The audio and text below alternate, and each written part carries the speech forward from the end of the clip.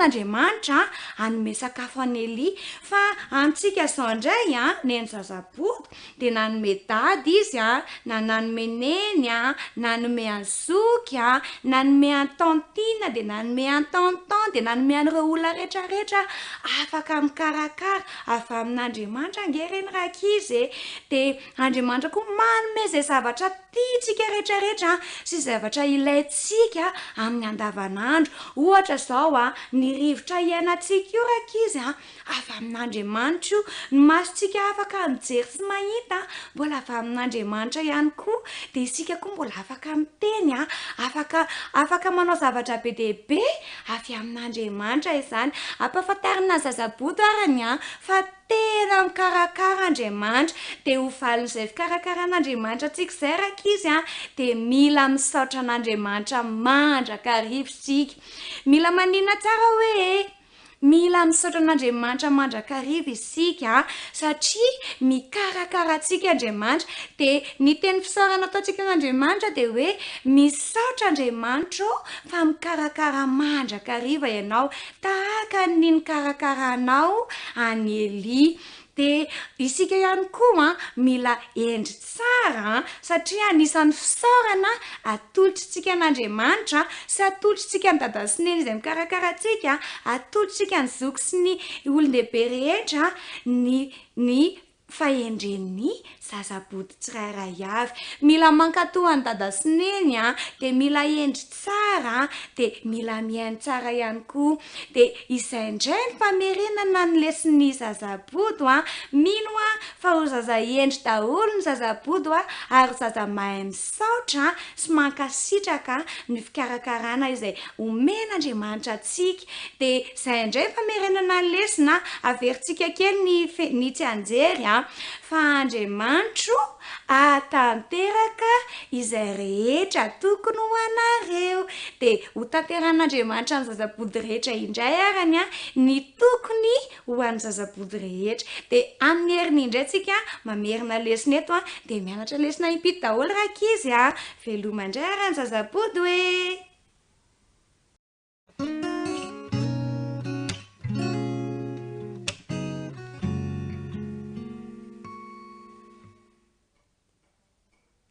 salama daholo rankizy ho sabata hitondra fitahiana manokana ho anao anie ity sabata ity ny lesona 5 no andeha iarahantsika mamerina eto izay mitondra ny lohateny hoe mpanompo fito voatokana mpanompo fito voatokana ny andalan-teny atao fitadidy dia ao amin'ny Korintianina 2:12 andininy 4 sy ny 5 Korintianina 2:12 andininy 4 sy 5 manao hoe zarazaraina ho samihafa ny fanomezam-pahasoavana nefa ny fanahy dia iray ihany ary zarazaraina ho samihafa ny fanompoana nefa ny tompo dia iray ihany andeha hoe rahantsika mamerina zarazaraina ho samihafa ny fanomezam-pahasoavana nefa ny fanahy dia iray ihany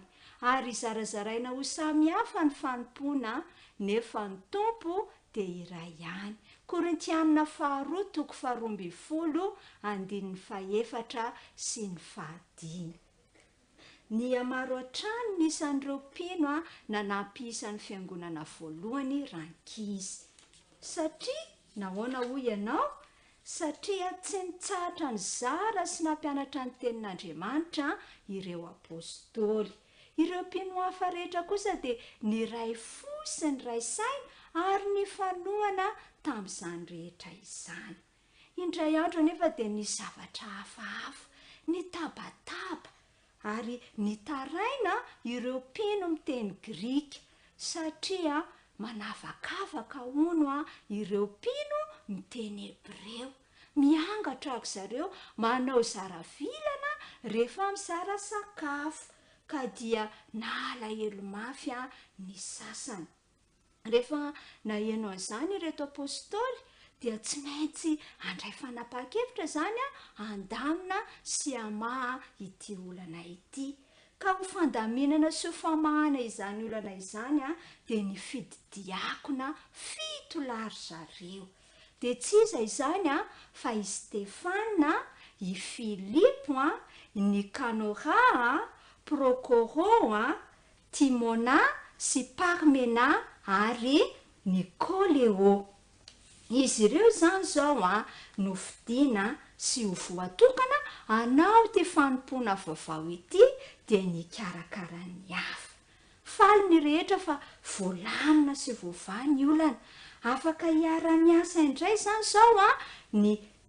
mpiangona rehetra na ny mpiara mivavaka rehetra tato amin'ity fiangonana voalohany ity ho fampandrosoana ny asan'Andriamanitra. Milamina tokoa ny zavatra rehetra rakizy rehefa hain'ny olona ny mampiasa ny fahaizana manokana izay men'Andriamanitra azy. Dia tsy inona izany fa ilay atao hoe fanomezam-pahasoavana. Ny tsirairay avy dia samy men'Andriamanitra ity fanomezam-pahasoavana ity. Eny fa na izao sy ianao io na dia mbola zaza azy. Inona avy re izao ny zavatra efa hainao manasa vilia ve, mamafa trano, mivavaka, mihira, mamaky teny, sisy ireny rehetra reny rakizy no fanomezam-pahasoavana izay men'Andriamanitra antsika amin'izao fahazasantsika izao. Mila ampiasaintsika izy ireny ary mila alamintsika tsara mba ho fampandrosoana sy ho fanampiana ny hafa. Tsarovy ary fa tsara kokoa ny fanompoantsika an'Andriamanitra rehefa haintsika ny mandamina sy mampiasa ireo fanomezana rehetra izay men'Andriamanitra antsika. Ka dia ho zaza hay ampiasa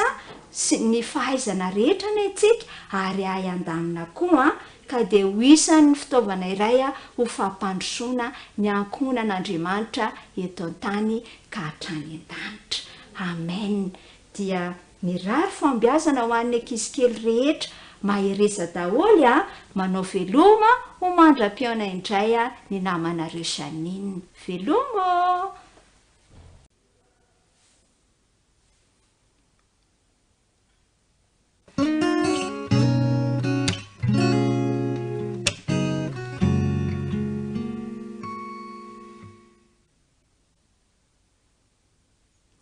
Miarabantsika tanora zandry indray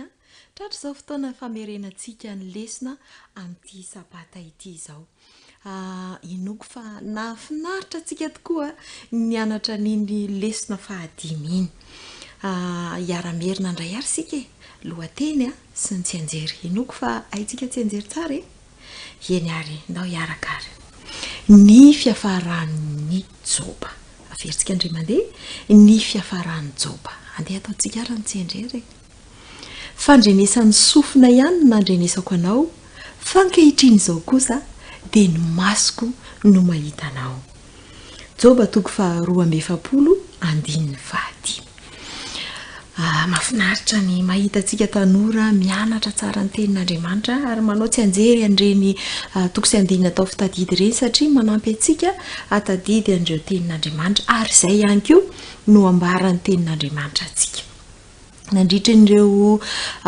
herinandro 5 isika, izany hoe nanomboka teo amin'ny lesona voalohany ka hatramin'ny lesona fahadimy dia nianatra ny momba ny Joba. Amin'ity anio ity isika dia hamarana tanteraka ny tantaran'ny Joba.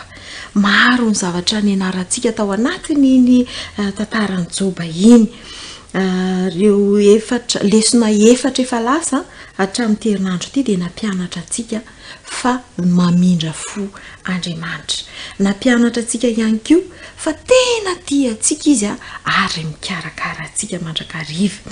Dia nianarantsika nandritra an'izay 5 herinandro izay ihany koa fa tsy miovaova mihitsy ny fitiavan'Andriamanitra atsika na dia to misalasala ara isika indraindray ary izay indrindra no naseho tamin'ity lesona fahadimy ity fa tena Andriamanitra mihitsy ho fantatsika bebe kokoa ny fitiavany sy ny momba azy dia izay no naseho ny tantaran'i Joba sy ny fiafaran'i Joba izay ny anarantsika tamin'ity herinandro ity na dia atao hoe lalaovina tao anatin'ny tantaran'ny Irama sy dadabe Joba indray ary ilay tantara dia nampiseho miariary fa tena tian'Andriamanitra ny alalantsika bebe kokoa anazy mba hahatonga antsika hitoky sy fikitra amin'Andriamanitra satria tena tia antsika izy. Tao anatin'ny herinandro ity ihany koa dia nampianatra koa ny tantaran'i Joba fa ilaina ny mamela heloka. Tian'Andriamanitra isika hamindra fo amin'ny hafa satria Andriamanitra dia Andriamanitra mpamindra fo maharo-po amintsika dia rehefa nanao an'izany rehetrarehetra izany Joba ary natakatra tanteraka ny tena fitiavan'Andriamanitra sy famindram-pon'Andriamanitra dia namenin'Andriamanitra lehibe tokoa izy. Naveriny tamin'ny daholo ny fananany eny avo maro eny ara na ny zanany ara dia anisan'ireo tsara indrindra tamin'izany tanàna izany. Raha fitinina zany tanora namako dia tian'Andriamanitra tsy hitsahatra ny fikaroantsika sy ny fahafantarantsika ny momba an'Andriamanitra ary izy mihitsy no hanampy antsika amin'izany. Manao izay azo atao Andriamanitra mba hahafantarantsika ny momba azy dia tiany raha mazoto mianatra ny momba azy tsika. Marobe ny ahafahantsika mahafantatra an'Andriamanitra amin'ny alalan'ny teny, amin'ny alalan'ny hira ihany koa, eny amin'ny alalan'ny zavaboary. Tian'Andriamanitra koa raha ankasitraka izany fanatrehana izany isika eo amin'ny androm-piainantsika dia ny mba handraisantsika fanapahan-kevitra fa hanaiky ny fitantanan'Andriamanitra amin'ny fiainantsika na dia tsy mazava tsara amintsika ary izany ary ny tokiantsika bebe kokoa aminy eo amin'ny fiainantsika na dia ao anatin'ny fahatanorana raha isika dia tiany mba hianatra n'izany hoe mitoky amin'Andriamanitra izany eo anatrehany zavatsarotra sy eo amin'ny fiainana rehetra mihitsy na mora na sarotra dia mitoky amin'ny mandrakariva ary manaiky izay hitondrany fa aza matahotra fa eo anilanao mandrakariva izy tahaka ny nateo azy mandrakariva tamin'ny andron'ny Joba. Andriamanitra tsy miova Andriamanitra ry tanora namako, Andriamanitra Joba ihany no Andriamanitra tsika kehitriny dia mahereza sy matanjah hoy ny tenin'Andriamanitra fikiry mandrakariva Jehova. Dia mirary soa antsika indray ary mandram-piono.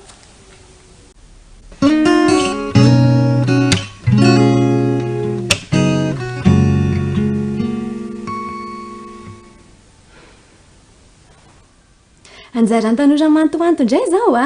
miarahaba manokana anareo ny tenako fa tsy adinoina ihany koa nefa ny miarahaba anao izay miaino sy manaraka mivantana mitambajotra tserasera ny onjam-peona amin'izany teboka efatra ankehitriny eto dia tiako ny hanolotra ilay fomba fiarabana iray hoe shalom na fiadanana ho an'ny ankohonanao, fiadanana ho an'ny isam-batan'olona. Ie, amen izany. Dia mitodika amin'ny tanora amin'izay loha hevitra fadimy ihany koa no averintsika amin'ity sabata ity ry tanora mantoanto malala izay mitondra ny lohateny hoe mitaratra ny endrik'Andriamanitra. Ny andiny fototra ao amin'ny Koritianina 2:7-20. Ndao iarahana mamerina raha sitrakao amin'ny anaran'i Jesosy fa isika rehetra kosa mitavatsy sy misarona dia mijery ny voninahitry ny Tompo toy ny amin'ny fitaratra ka hovana azy izany endrika izany indrindra avy amin'ny voninahitra ka ho amin'ny voninahitra toy ny avy amin'ny Tompo dia ny fanahy. Hita nisongadina ny anarana tao anatin'ity lohahevitra fahadimy ity ny fomba ahafahantsika mitaratra ny endrik'Andriamanitra. Misy anankiroa izy ireo ka ny voalohany dia eo amin'ny fomba fiaina amin'ny alalan'ny fomba fiaina zany, inona no karazana fiteny ampiasaitsika, inona no hira enoina, inona no mozika ankafizina, ny fomba fifandraisantsika amin'ireo tanora namana sy ny lehibe ihany koa ary ireo mpiaramonina mihitsy izay ilay fomba fiaina. Fa ny faharoa kosa dia eo amin'ny fanehoana ny toetrany, fanehoana ny toetran'Andriamanitra. Ahoana avy ny toetran'Andriamanitra izay? Samimy mba milaza be fitiavan'Andriamanitra mpamindra fo, ary Kristy no ohatra velona hoaisoanao fony izy tetỳ an-tany. Naneo atsaram-panahy izy, nanampy ireo malahelo sy rerakampo, ary ny tiany olona rehetra izy fa tsy mba nanavakavaka. Enareo izay to heverin'ny olona hoe tsinotsinona aza ireo izay nahilikiliky ny fiarahamonina dia noraisiny hosakaiza avokoa ireny. Fa ao ihany koa ny fanetreteny, ny fandeferana ary ny famelan-keloka mandrakariva sy ireo toetra izay nananan'i Kristy rehetra. Fa zao no tsara ho fantatra, asa raha tsaronao tany am-piandohana dia noforonina araka ny endrik'Andriamanitra isika, sy mba nefa izany ary to lasa nanjavozavo noho ny fahotana. Saingy nateo azay toejavanisy izay dia afaka hitaratra ny endriny mandrakariva izao sy anao. Afaka mijery ny voninahitry ny tompo isika noho ny fahasoavana, satria efa maty isolo ny fahotana. I Kristy efa maty eo amin'ny hazo fijaliana izy, isolo ny fahotantsika izay efitra mampisaraka antsika amin'Andriamanitra izany. Dia eto ampamarana sahady amehezana azy, ireto toko sy andiny anankitelo no indro atolotra anao. Toko sy andiny anankitelo ao amin'ny Baiboly. Ny voalohany dia ao amin'ny Korintianina faharoa toko 5 andininy 7:10. Ahoana ny voalaza ao? Mety efa misy maitsenjery izy io. Koa raha misy olona ao amin'ny Kristy dia olom-baovao izy. Efa lasa ny zavatra taloha, indreo efa tonga vaovao ireo. Ary ny ao amin'ny Efesianina toko 4 andininy 12 hatramin'ny 14 no vakiantsika manaraka. Mba hialanareo ny toetrareo taloha araka ny fitondran-tenanareo fahiny izay miasimba araka ny filan'ny fitaka, fa mba hoavaozina kosa ianareo amin'ny fanahy sainareo, ary mba hotafianareo ny toetra vaovao izay noforonina araka n'Andriamanitra amin'ny fahitsiana sy ny fahamasinana momba ny fahamarinana. Jerentsika farany ny ao amin'ny Romanina toko 12 andiny voalohany sy ny faharoa. Koa amin'izany mangataka aminareo aho noho ny famindrapon'Andriamanitra mba hatolotrareo ny tenanareo ho fanatitra velona, masina, sitrak'Andriamanitra dia ho fanimpopanahy mety ataonareo izany. Dia miovaho amin'ny fanavaozana ny saina hamantaranareo ny sitrapon'Andriamanitra. Izay no afatra mivantana amiko sy aminao ry tanora namako isany. Inona sy antenaina fa tafita ny afatra e. Ny firariana mba samy anapa-kevitra andresy ireo sakatsakana rehetra alefan'ny satanana isika dia ny fankapanahy marobe izany ka ho hitantaratra eny amin'ny fiainantsika ny endrik'Andriamanitra. Izay fa dia mirary sony sy ny fitahian'ny tompo ho amin'ny tsirairay avy, mirary sabata sambatra ho an'ny rehetra ihany koa. Dia ndao mena ireo zoky eo amin'ny zatovo ny fitenenana, fa namanao miandry kosa mametraka ny veloma.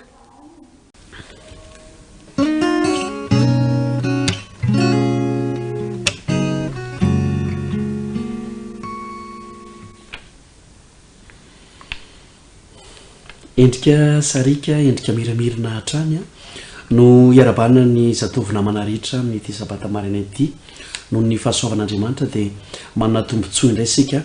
afaka manohy mamerina mianatra ny ten'Andriamanitra eto,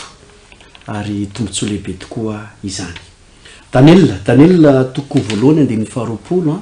no misy ny andin'ny fototra izay vakiantsika aminaran'i Jesosy manao hoe ary ny amin'ny fahenena sy ny fahalalana rehetra izay nanontany amin'ny mpanjaka azy dia hitany fa nanatombo impito eny noho ny omby asy rehetra sy ny piskidy izay teo amin'ny fanjakany rehetra aza izy. Zay ilay tsenjery zany hoe ireto tanora rehetra zany dia nanatombo ary zay no fampahirezana atolotra ho an'ny tanora am'ity maraina ity irariana mba anatombo ianao na de samy mianatra na de samy tanora na de miaraka am'riarieny aza ny zanak'andriamanitra dia manatombo tonga de ho tantarantsika avetrano ny tantara makasika ny Daniel sy ireo namany zay efa fantatsika any ny tantara fa fantana mipetraka de hoe nanao ahoana ny fampiaratsika an'ireny tantara ireny satria tokony mbola ho Daniel sy namany koa isika tanora ankehitriny rehefa lasa babo indray ny zanak'Israely dia nogiaza Nebokadnezara indray ireo zanak'Israely ireo de ny zavatra nisy ao amin'ny tantara ny baiboly de hoe ny fidy zany ny mpanjaka Nebokadnezara tanora mba endry tanora mba manampalalana tanora tsara tare mba hiara hipetraka aminy ao andapa de natao ny fitadiavana natao ny fikarohana de nisy tanora tsara tare endry madio tao amin'ny zanak'Israely ary mampametra-panontaniana ihany koa zany hoe raha misy ny fifidianana am'izao tsika miteny zao hoe mbola misy ve ny tanora endry tanora tsara tare tanora madio tanora manam-pahaizana mbola misy ve de tokony ho ianao le izy fa tsy hoe miondrika anao tsy za aloha zany fa tokony ho ianao le izy de nahita ny mpanjaka tamin'ny alalan'ny Aspenaza izay mpiara-miasa aminy zay mpanapaka ihany koa de nahita ary tao anatiny Daniel sy ny namany telo mirahalahy de nofidina ry zareo nofidina n'inona nofidina mba hiara hipetraka amin'ny mpanjaka ao andapa tombontsoa lehibe zany miara mipetraka amin'ny mpanjaka ao andapa de rehefa niara-mipetraka amin'ny mpanjaka tao andapa ireto tanora namantsika ireto de zay hoan'ny mpanjaka no hoaniny zay zavatra iainan'ny mpanjaka no iainany ary rehefa tonga ny fotoana zay sakafona de teo nisy olana kely ary zay no mahatonga n'ilay lohatenin'ny lesitsika hoe ny raha tsy ratsy akory ny teny hoe fankatoavana ny fankatoavana de tsy ratsy andraotsika sanatria hoe efa leo an'le mankatotsia fa izy reto de tena nankatohatra amin'ny farany rehefa nydroso teo sakafo de tsy mety ninona zareo satria hitany hoe tsara-pahasalamana tsara-baiboly tsy zavatra rehetra kory de afaka hoanina daholo fa mety mandoto ny tena de lazay ny baiboly fa ny mito ampondry zareo tsy nihinana iriko koa mba anina zany toetra zany sika tanora hoe mini zany hoe miamponao zany de tena mini mihitsy zany ray de tsy hinana rehefa zavatra mandoto de zany ray de tsy hinana de zavatra nitranga de zao tsy nihinana tokory zareo fanapahakevitra sy fankatoavana tsara zany ary ny nafinaritra moa de zao hoe rehefa tsy nihinana zareo dia hoy ny mpanapaka hoe de lasa sao de lasa mahikely nareo de hoy zareo hoe tsy mahikely zany zahay fa aza matahotra nao fa zao toetra zao anatin'ny 10 andro fa tsy mahikely tapitra ny 10 andro de anisan'ny tsara tare indrindra izy ireo nanotavana ninona noho ny fankatoavana sy ny fanarana sitrapon'Andriamanitra ary lesona lehibe ho antsika tanora zany satria isika de miezaka manatsara ny tarehantsika manamboatra ny tarehantsika tsy de zay loatra fa ianao rehefa manaraka ny sitrapon'Andriamanitra de asehony anao ny voninahitra ataony aminao ny voninahiny de tsara tare foana ianao fa tsy mila amboamboarina io rehefa mankatò amin'ny ankapobeny de toy izay ny lesontsika de mirary antsika mba anao fanandramana ary tanora namako ny amin'izay lesona lehibe mahakasika ny fankatoavana zay mirary soa indrindra ary ho antsika rehetra rehefa avy nanaraka ny fampitinana ny leson'ny kizy hatramin'ny zatovo isika de andeha indray hiditra eo amin'ny fampitinana ny leson'ny lehibe nefa melohan'izany de ataontsika ny larakira fa 7 sy 800 indre Jesosy ny lanjany fitiavanao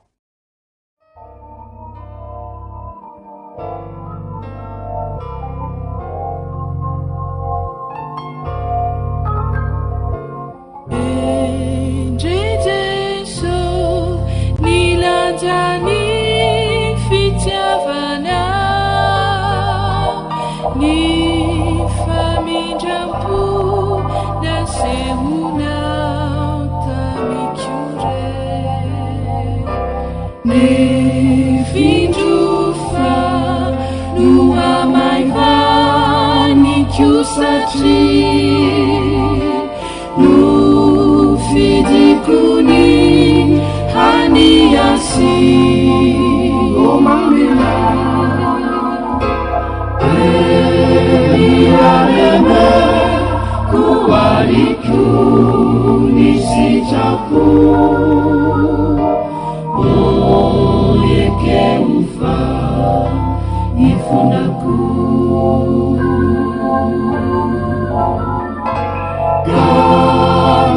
Adusi fianaku ombatele nati mendikia lirai funte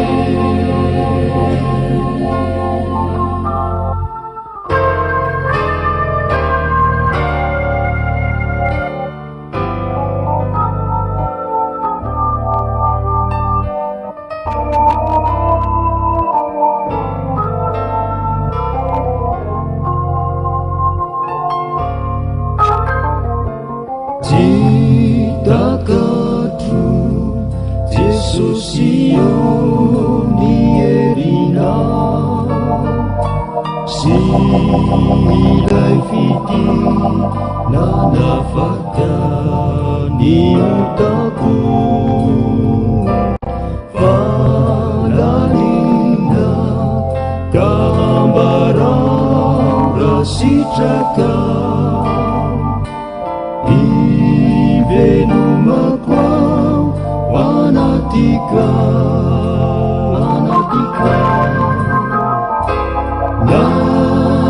Suminya sare lazau Jesu Pairi kure ritumpuku Tiku mahama izaire taraisiku Nifaetivo tanisaku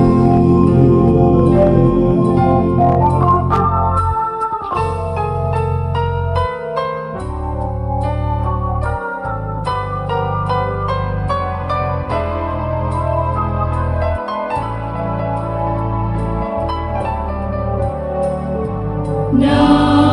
izanya satu lucu ni tenaku sisanya ringifu Umekwana maufana titijapu Ya sahuana sianasu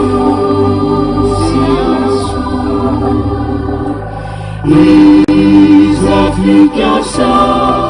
Nizai nambara na Jesu Oh apaita Ni masuku Jabingeriku Famini Fanaina Izasijata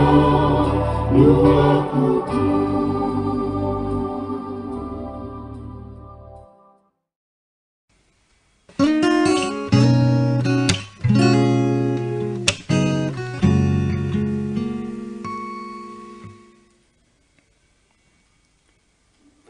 Falmanolotra ny Araba ho antsika rehetra indray izay manaraka izao fandarana izao lesony sekoly sabata klasy ho an'ny lehibe famerenany tsika zao koa dia ifantoka ao anatin'izany famerenana izany lesona fahadimy mitondra ny lohateny hoe fijoroana vavolombelona ombany ny herin'ny fanahy masiny zay zany no iarahantsika mamerina eto ho fitinina arak'izay azo atao zay tena lesona no avoaka atsika eto tonga indrindra eo amin'ny fotoana andao zany Jesosy ny mpianany Jesosy eto nanome baiko izy ao amin'ny Marka 9:12 ka ny 10:12 mandeha any ianareo de mitoriny filazantsara lasa saina satria nanana olana ny mpianatra. Ahonana ny tanterahana an'izany zareo olombitsy hotoriana manerana an'izao tontolo zao any amin'ny firenena rehetra. Olona vitsy izy a, olona tsy manam-bola izy a, olona tsy nahita fianarana izy a, ahoana ny fomba entina natanterahana an'izany. So ihany fa manana n'ilay Andriamanitra mahery reto mpianatra ireto. Ahoana nefa ny fomba nahazahoana an'izany? Ao amin'ny tsianjery, asan'ny apôstôly 2:9-3:30. Ary rehefa nivavaka reo mpianatra ireo dia niovitrovotra ny trano zay niangonany. Dia naninona ny fanahy masina? Feno ny fanahy masina izy rehetra, tonga zany ilay fanahy masina. Zany hoe lesona raisitsika voalohany, ny fomba azahoana ny fanahy masina zany eto zao amin'ny alalan'ny fivavahana. Mbola mitombony eo amin'izao vanim-potoana iainantsika zao. Tsy misy ninina azontsika atao, tsika koa tsy manana hery, tsy manana ninina entina miatrika ny toe-javatra rehetra, ndao hivavaka, hirotsaka ny fanahy masina. Ao amin'ny asan'ny apôstôly 2:1-9 dia napetrapetraka Jesosy tsara mihitsy hoe ary azo hery anareo amin'ny ilatsan'ny fanahy masina aminareo dia hotoriany miainga avy ao Jodia dia miparitaka hatrany amin'ny farany tany ny fiafarany. Zany no hery zay entin'ny fanan'Andriamanitra. Ry havana malala, mialoha indrindra ny aingian'i Jesosy hisaraka tamin'reto mpianatra reto anefa nanome teny fikasana izy. Ary zay no nampahery ny mpianatra. Zay no anisan'ny fahombiazana azon'reto mpianatra ireto. Ny teny fikasana nomeny dia ny hoe ao amin'ny Jaona 10 ka ny 9:20 sy ny 7:20 rehefa andeha aho izy Jesosy dia omeko anareo ny mpananatra. Irahana le mpananatra ny fanahy masina io. Dia nahazo an'izay teny fikasana zay ny mpianatra, nahery zay ny nampitsahatra ny tebitebin'ireo mpianatra rehetra. Kanefa na izany na tsy zany, ahoana ny fomba anatanterahana an'le asa. Le fanahy masina nomena teto, lay nirahany Jesosy ary amitany iraka, zay zany no tanjona kendrena amin'ny alalan'le fanahy masina, miaraka amin'reto mpianatra ireto, miaraka amintsika ihany koa. Io fanahy masina io dia izao, ilay mpanampy na ilay manakaiky atsika. Zay no ilazany ny tenin'Andriamanitra azy. Manampy sy manakaiky. Ny dikan'izany dia izao hoe tsy ireritsika eo amin'ny fanaovana n'ilay asan'Andriamanitra, eo amin'ny fijoroana ho vavolombelona.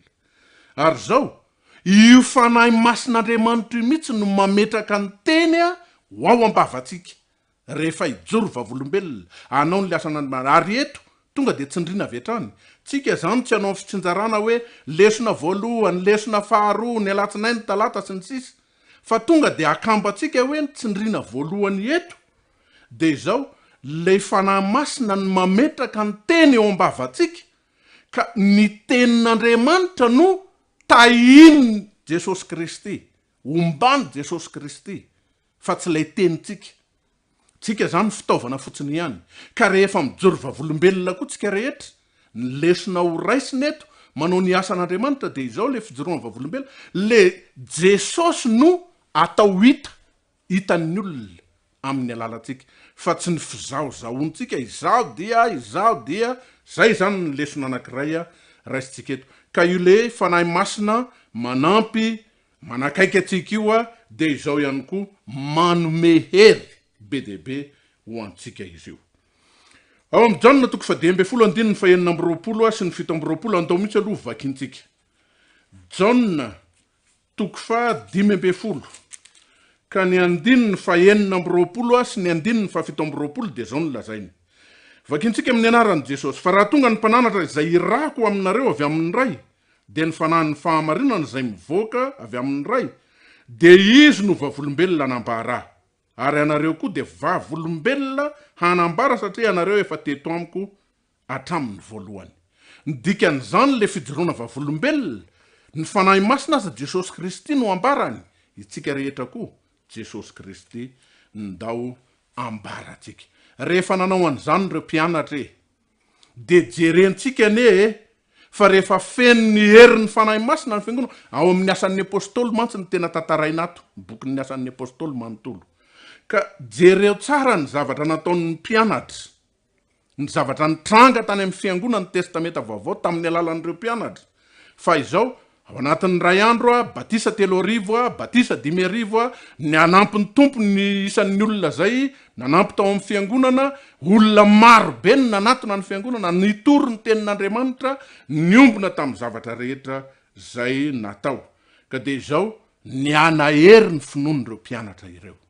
rehefa ny fanahy masina zany no miaraka amintsika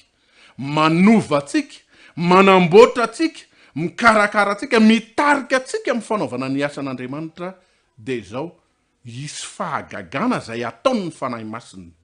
ho eo amintsika tsirairay avy mahafinaritra ny mahafantatra n'izany rehetra zany fa raha nahavitan'izany tany amin'ny andron'ny apôstôly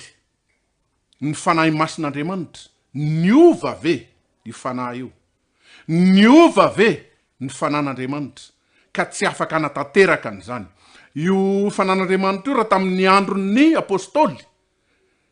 raha ninorana voalohany no niseho am'izao androntsika zao kosa amitan'izao afatra izao anatombo lavitra ka ho isy fahagagana iseho amin'ny alalan'ny fijoroana vavolombelona zay ataontsika tsy ho batisa 3 tsony tsy ho batisa 5 tsony fa manaly ny amanetsiny azy satria lay fanahy masina no elo lalana hitaridalana an'ireo olona reo anamboatrany karakara de izao ary ny fanahy masina sy ny fijoroana vavolombelona ahoana ny zavatra nitranga ahoana ny zavatra niseho jereo tsara Stefana fa na de efa ho toram-bato azy izy mbola afaka naneho ny voninahitr'Andriamanitra mbola afaka nitory tamin'ireo olona rehetra nanodidina azy tahaka an'izany ry Filipo ny fanan'Andriamanitra no nitarika azy tany amin'le tandapa Etiopiana ry Petera nitory tany amin'ny Jentilisa tany amin'ny Cornelio ry Paul sy Barnabasy nijoro ka na de nentina tany an-tranomaizina azy tsy nanakana ny fitoriana zay nataony zany ry Paul nandeha ka ny Makedonia sy ny sisa ry havana malala raha lasa nabavy malala isany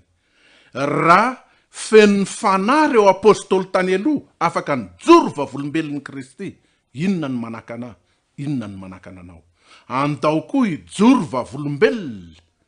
ho an'ilay tompony tompo sy mpanjaka ny mpanjaka ka na inona toe-javatra mitranga amparao Kristy le zavatra baiko nomena le iraka nomena ny mpianatra ary nomena atsika koa de izao hoe ho fenona ny filazantsara ny firenena rehetra ity zao tontolo zao misy antsika ity raha niasa tany amin'ny fiangonana tany amin'ny testamenta vaovao niasa tany amin'ny fiangonana tany amin'ny apôstôly tamin'ny asan'ny apôstôly ny fanahy masina de mbola miamitombo azy zany fidiran'ny fanahy masina antsehatra eo amin'ny asa zay tao miaraka amintsika ka io fijoroana vavolombelona ny fanahy masina io tsy misaraka amin'ny baiboly jereo tsara nen'ireo apôstôly tany aloha rehefa tena dinintsika ny zavatra nitranga tamin'ireo zavatra nataon'ireo apôstôly de nitory lay tenin'Andriamanitra lay soratra masina tany amin'ny testamenta taloha zay no anisan'ny nampiasaindry zareo na ry Stefana na ry Paul na ry Petera sy ny sisa de naely naparitaka zany tenin'Andriamanitra izany manova ny fiainatsika ny baiboly manova ny fiainatsika satria nahoana ny famakintsika le fanahy masina koa ny mitarika atsika maky an'le baiboly mitarika atsika ho tia ny baiboly sy ny tenin'Andriamanitra sy ny soratra masina ary mampifantoka atsika ao anatin'izay zavatra vakintsika de le fanahy masina le fitiavatsika ny tenin'Andriamanitra iny ny manamboatra de manova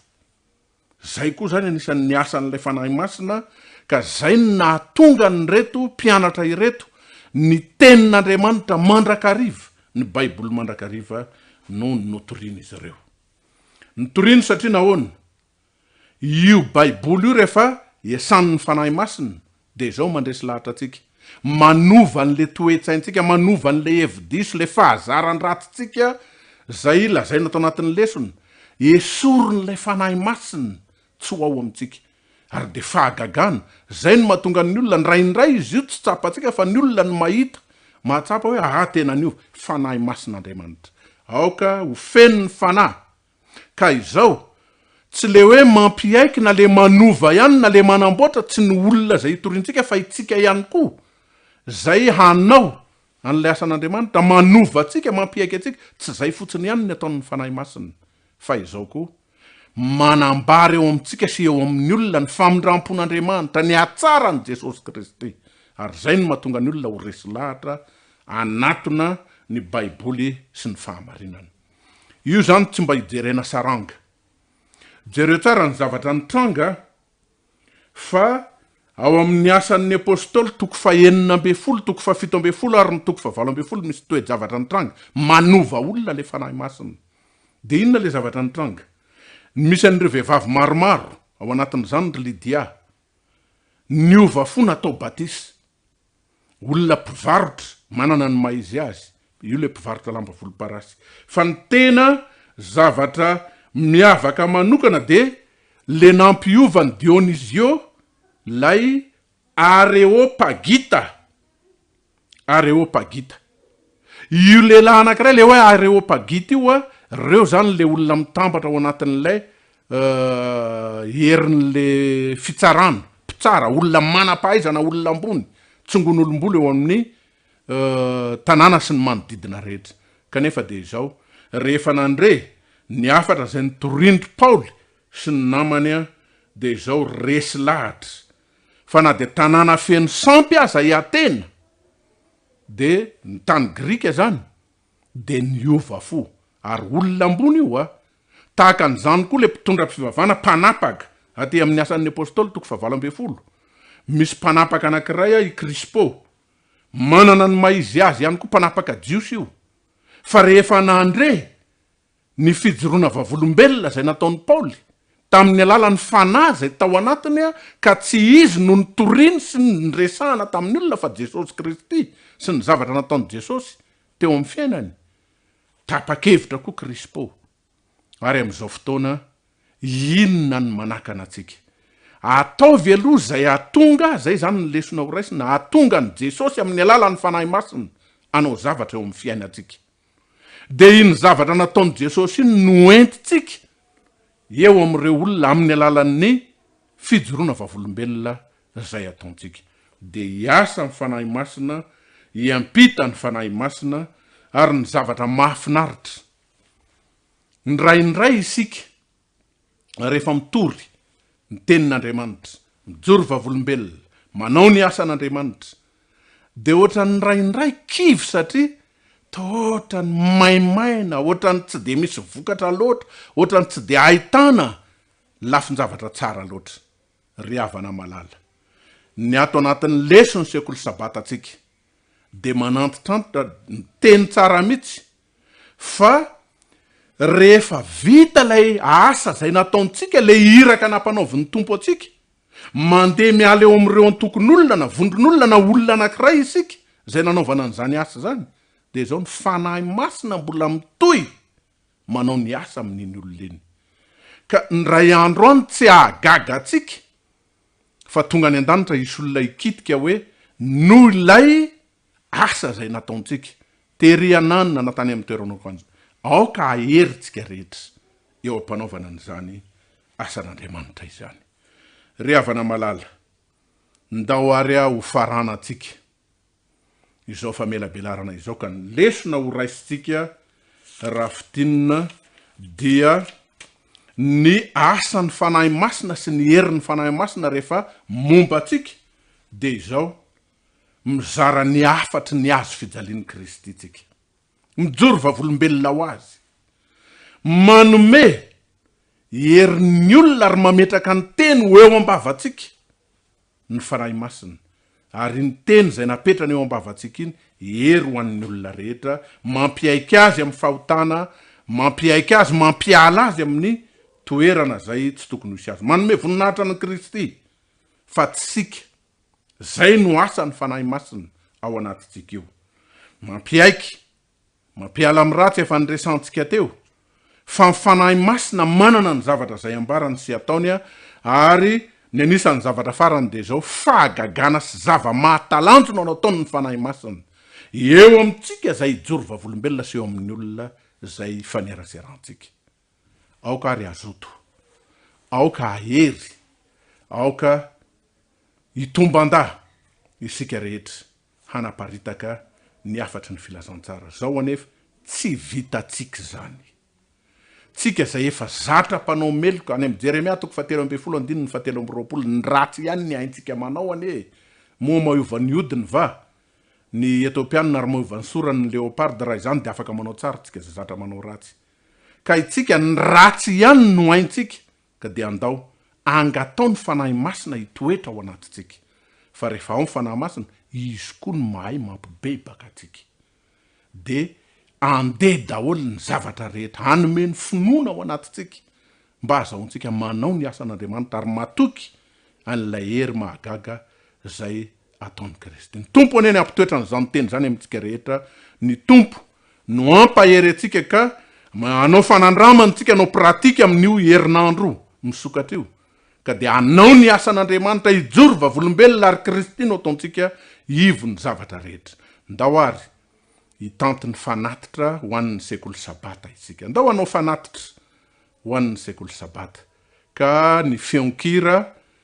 no entitsika anatanterahana an'izany. Isy fionkira anankiray ho alefa anatanterahana an'izany.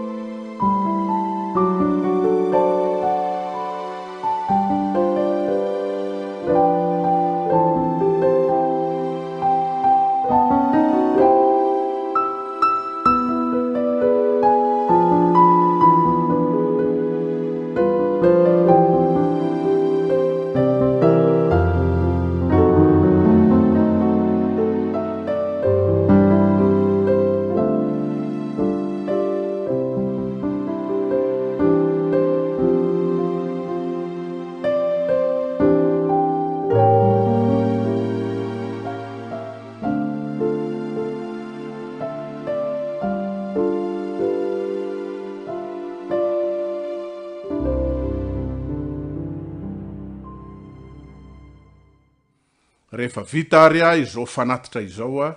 ny farana ihany koa ny sekolo sabata manasa antsika rehetra ao atokantranao hiaraka idera hanome voninahitra n'ilay pahary isaotra an'Andriamanitra amarana ny sekolo sabata amin'ny alalan'ny vavaka isika. Iara hivavaka tsika tompoko.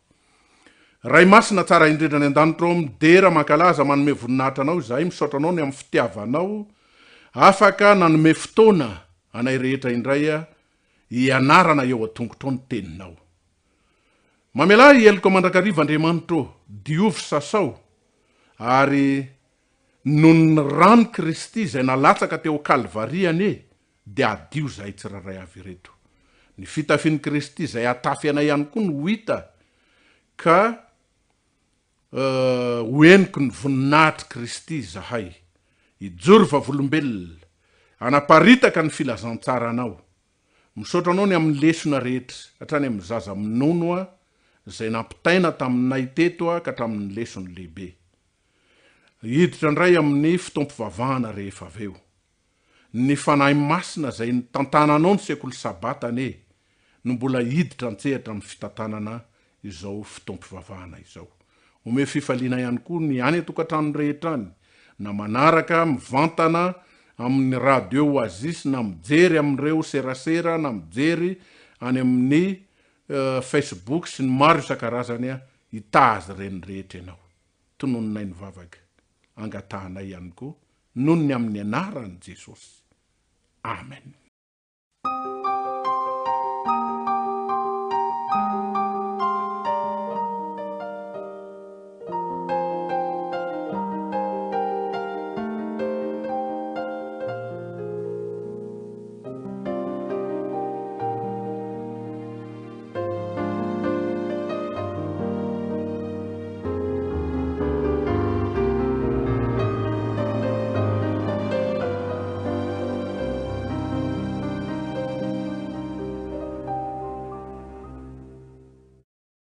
Falena mandrakariva no ifampiarabana amintsika amin'ny tokantrano any amin'ny alalan'izao fandarina zao no ny famondrapon'andriamanitra tsina mo fantaridalana ara-pahasalamana izay hoentina amintsika indray mbola ao anatin'izao tontolony varanaretina ny covid-19 zao ka hijeroa hevitra vaovaotsika androany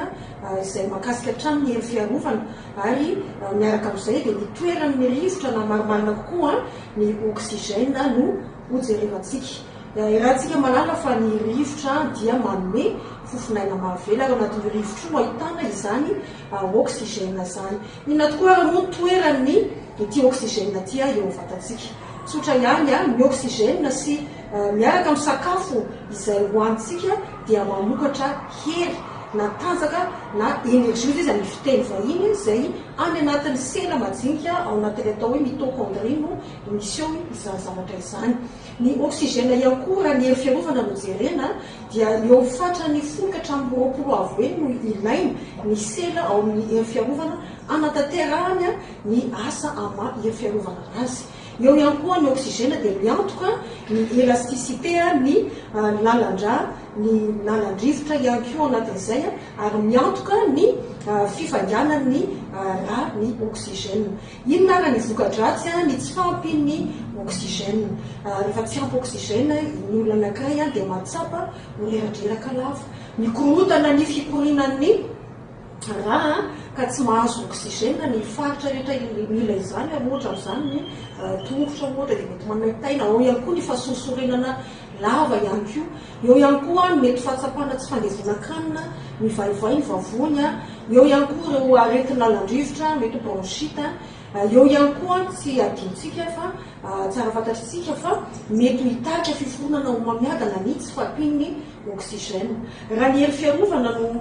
resantsika ny tsy fampiny oxygène ho an'ny selany hery fiarovana dia mitarika ny fiainan'ny tanjaka ny hery fiarovana izany mazava ho azy fa misy voka-dratsy ateraka izany fiainan'ny tanjaka ny hery fiarovana zany dia ny mora azahoantsika reo aretina maro samihafa hoentin'ireo bakteria virus parazita isan-karazany ohatra amin'izany ohatra ny grippe ny sery ary indrindrandrindra ny atahorana indrindra zao dia nyty covid-19 zay malaza ity ahoana reo fomba hiarovantsika ny fahasalamantsika raha resaka oxygène hoe resantsika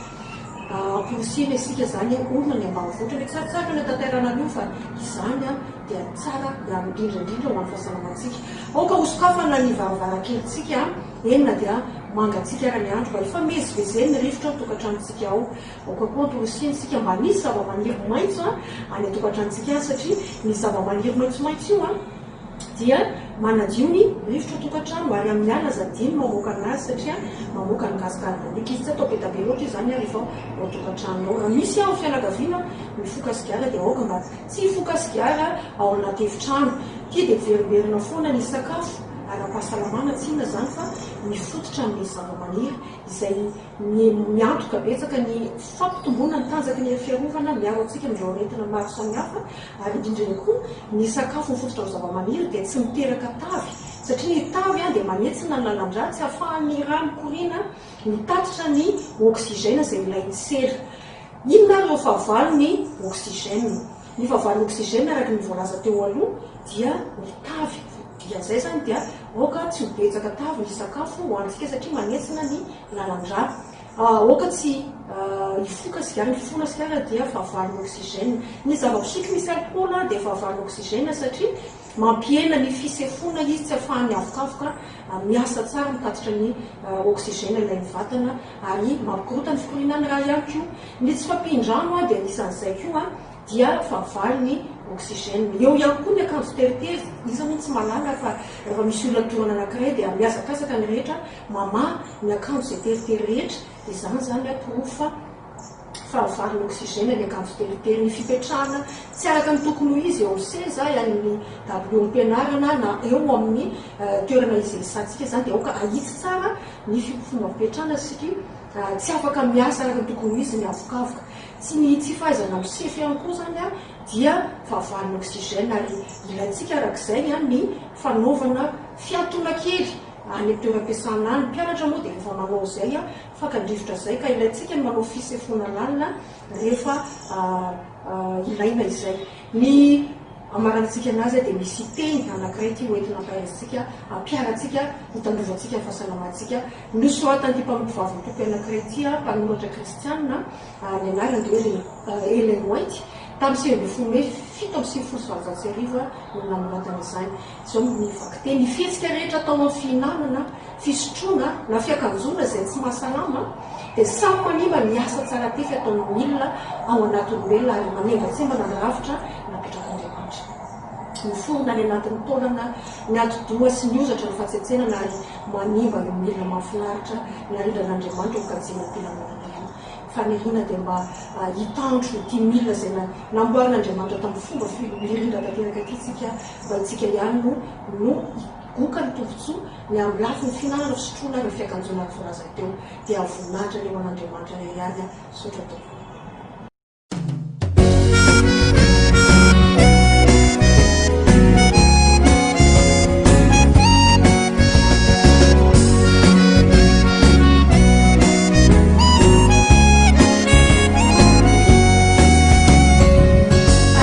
Tsika ne hivavaka, hivavaka, hivavake, hivavaka amin'Andriamanitra ilay nananatsika. Alona tsika ne hivavaka, hivavaka, hivavake, hivavaka amin'Andriamanitra ilay nananatsika. Aloreke, alozalay, alofodasan'Andriamanitra, alobabe, alonine, ande hivavake. Aloreke, alozalay, alofodasan'Andriamanitra, alobabe, alonine, ande hivavake.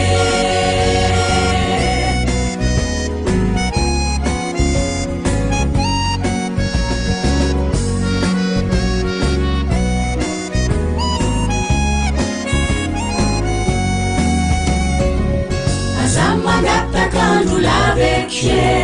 hivavaka, hivavake, ty fiainana mivadivadike anio notsarindrindra. Andria manitra ny andanitra mizahana mizaza tiany loatra tsika jiabimba hivavaka minazy. Aloreke, alozalay, alofodasan'Andriamanitra, alobabe, alonine, ande hivavake. Uavize, uavize, si pandizeny anao sasorono milambara kuana, alo hivavaka mizay, alo kuana Jamanitra, alaka itenini.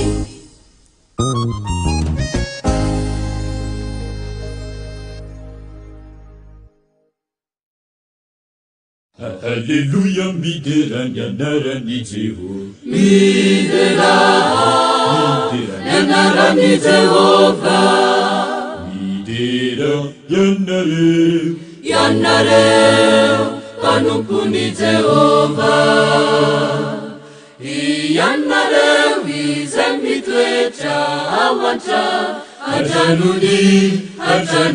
Jehova.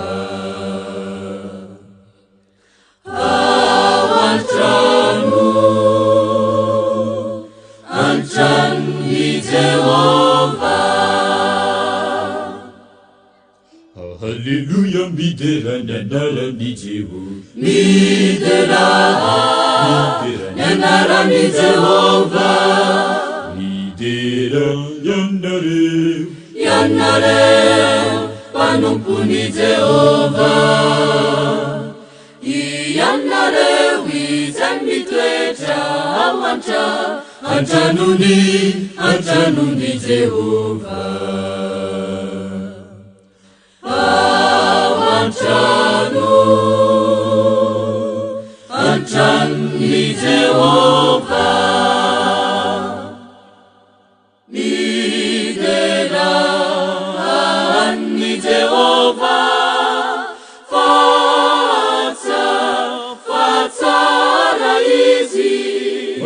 Wankalaza, wankalaza, ianarani Jehova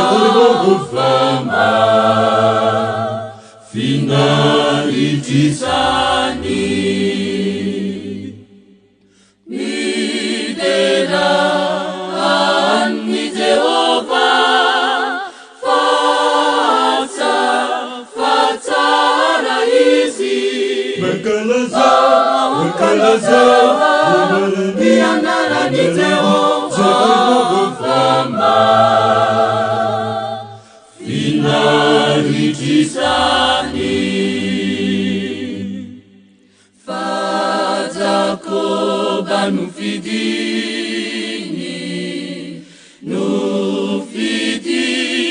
Jehova Israeli zay rakitra soazy fafantatro falehibe Jehova ahary amboniny andry amanditra rehetra ny tompotsy ary ambony n'Andriamanitra ny tompontsika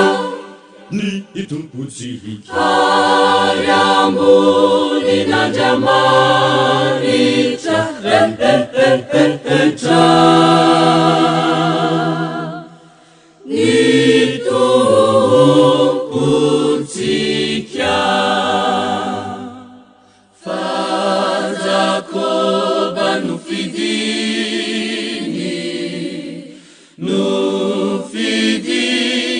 Jehova Israeli zay rakitra soazy fafantatro falehibe Jehova ahary amboniny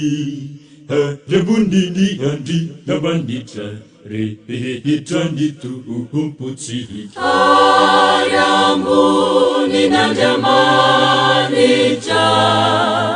ny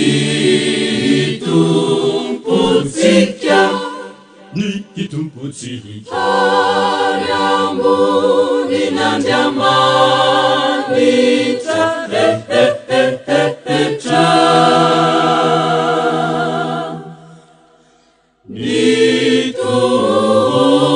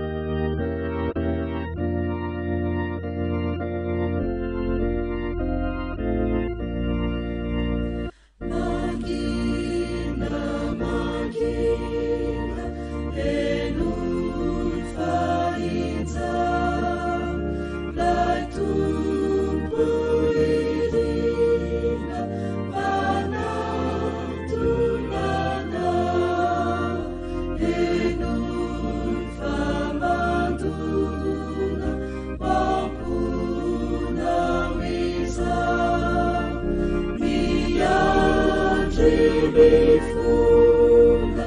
day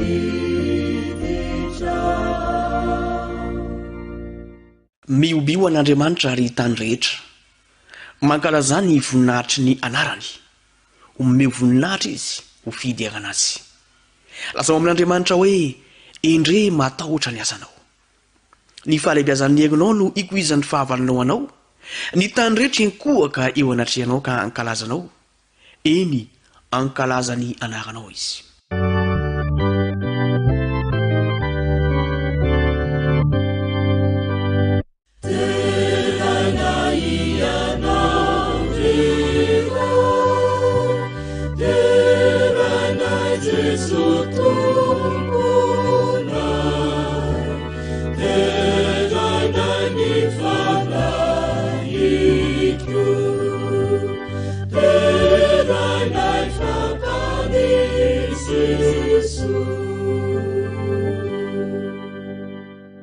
ary vavaka sika tompoko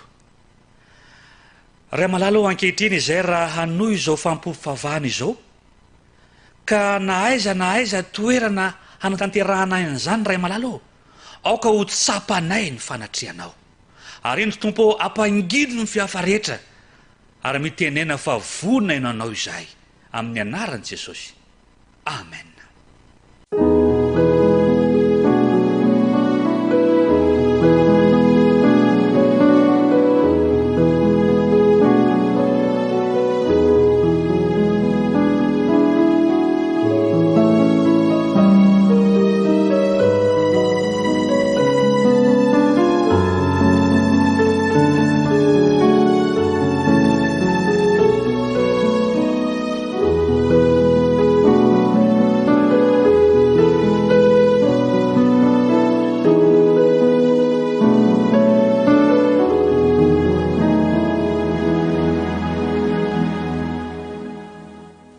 Mahagaga ny fitantanan'Andriamanitra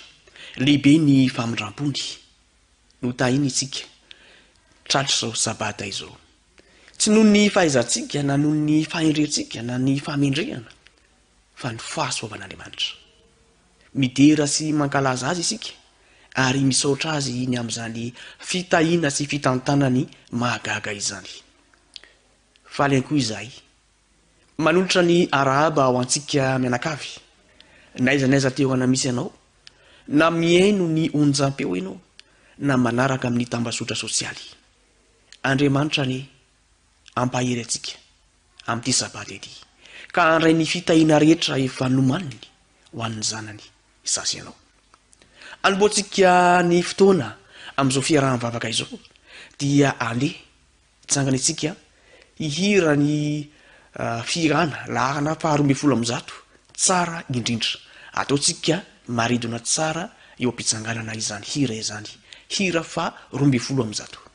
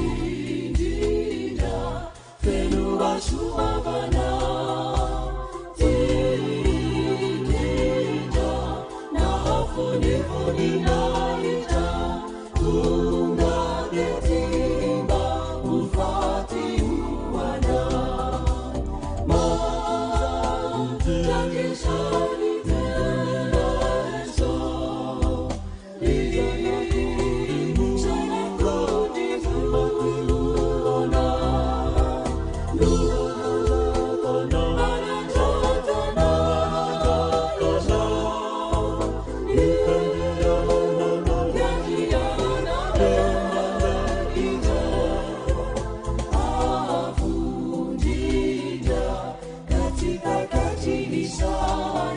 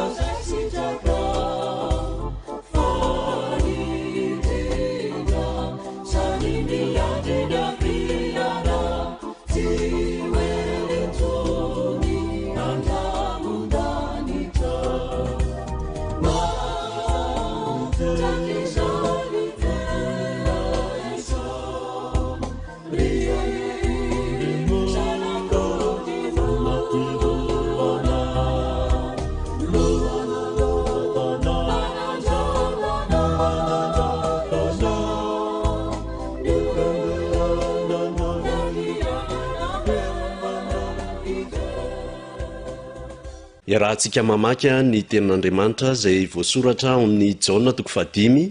andininy 5 sy 5 jaona 5 andininy 5 sy 5 ovakitsika amin'ny anaran'i Jesosy. Hoy Jesosy taminy, mitsangana entony fandrinao ka mandehana, ary niaraka tamin'izay dia sitrana raha lehilahy ka nitondra mifandriny dia lasa nandeha ary sabata izay andro izay. Amen. So isika dia ary vavaka mandohalika.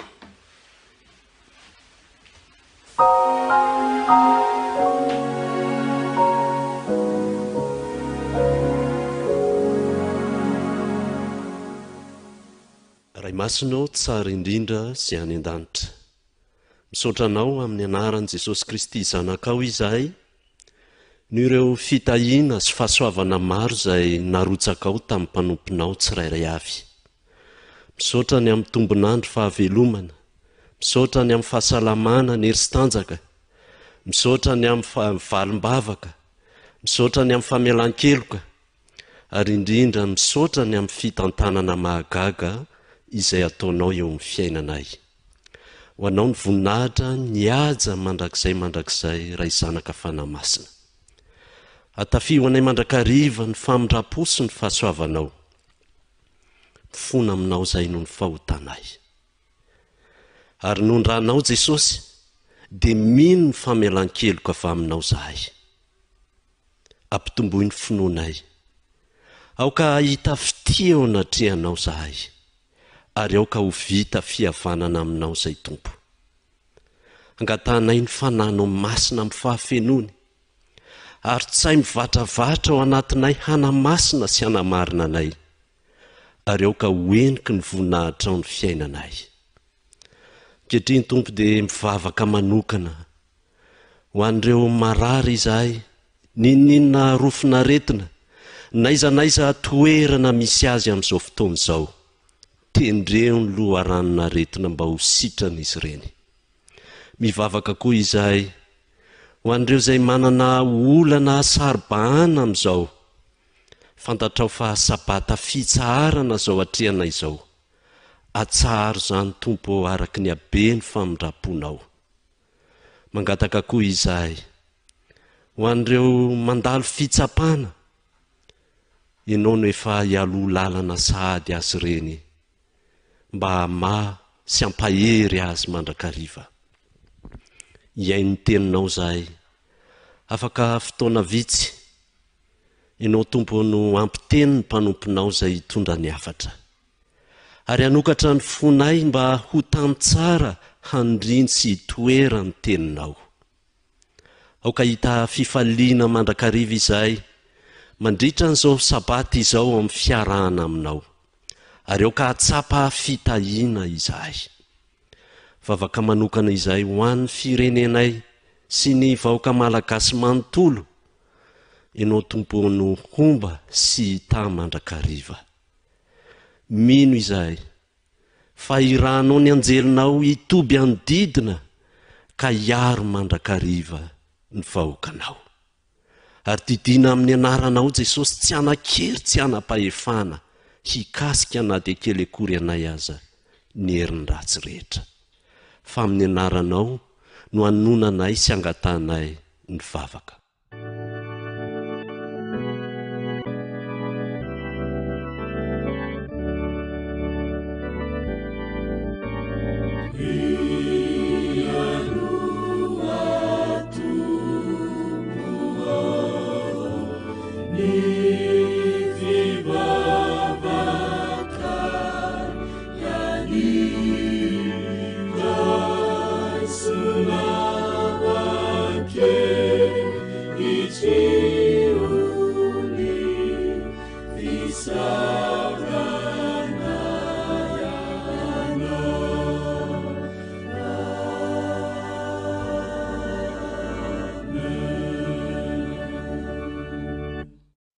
amen.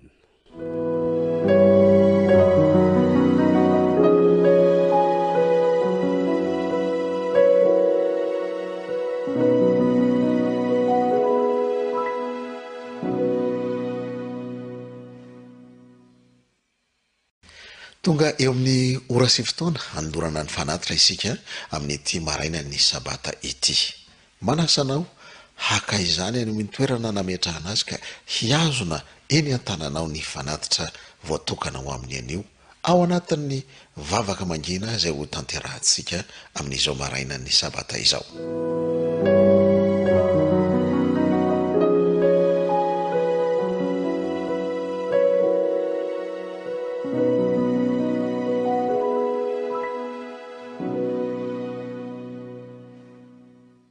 Tamin'ny andron'ny fanandevozana tany Amerika dia nisy mpanan-karena iray tsy mino ny fisian'Andriamanitra. Nanana andevo anankiray izy izay tena kristianina be finoana tokoa. Indray andro dia nanontany ity andevony ity ilay mpanan-karena tamin'ny teny naneho fanesoesoana. Ialava elesy zao mba mino fa ho tonga any paradisa. Hoy ilay mpanan-karena tamin'ilay andevo, eny tompoko, hoy izy namaly. Olom-boafidin'Andriamanitra ve lahy? Eny tompoko. Ary za ve lesy mba olom-boafidy?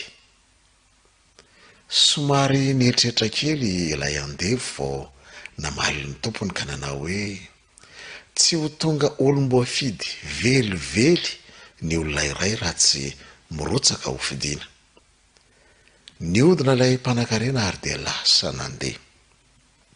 Antso metefa amiko aminao amin'ny ity anio ity dia ny hoe atoloran'Andriamanitra deny zao anio izao ny tenanao. Fotoana fohy mantsisa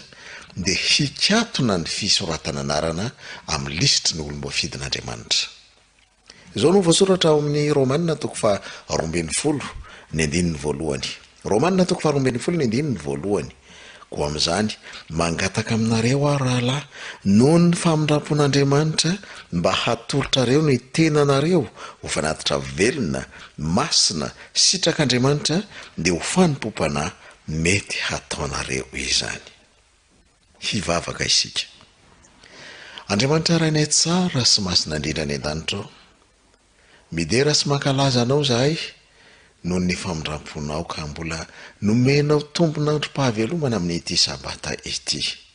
Angatahana ihany koa ny famelana ny elokay satria izany no hevitra lehibe mampisaraka anay aminao ka tsy mihaino ny vavaka ataonay ianao. Amin'ity anio ity dia asehonay amin'ny alalan'ny fanoloranay ny fanatitra,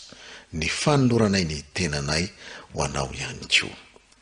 Raiso izany ho fanatitra velona, masina, sitraka ao ihany koa. Tononinay, angatahanay amin'ny anaran'i Jesosy Tompo ny vavaka fa ho anao Andriamanitra ray, zanaka ary fanamasina ny dera ny laza ny sotra ary voninahitro mandrakizay. Amen.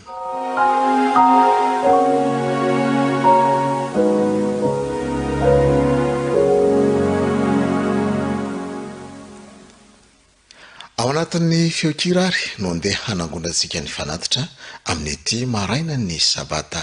lalovantsika ity.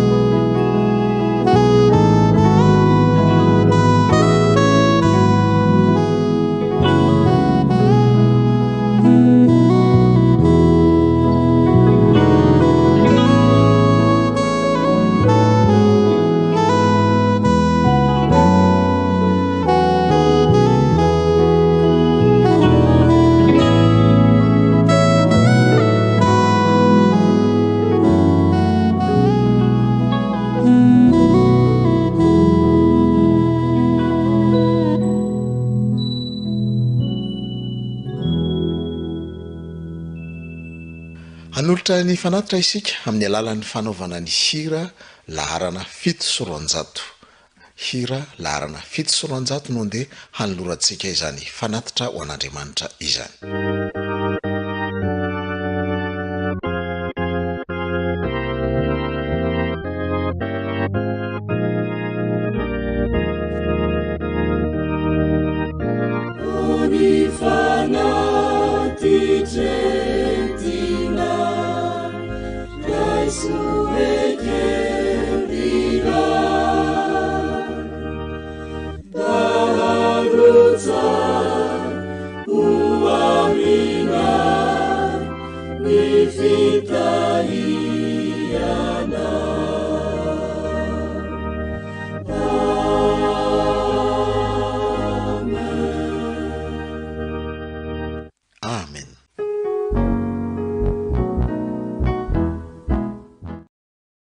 Tonga amin'ny fanompompivavahana ho an'ny ankizy isika amin'izao fotoana izao.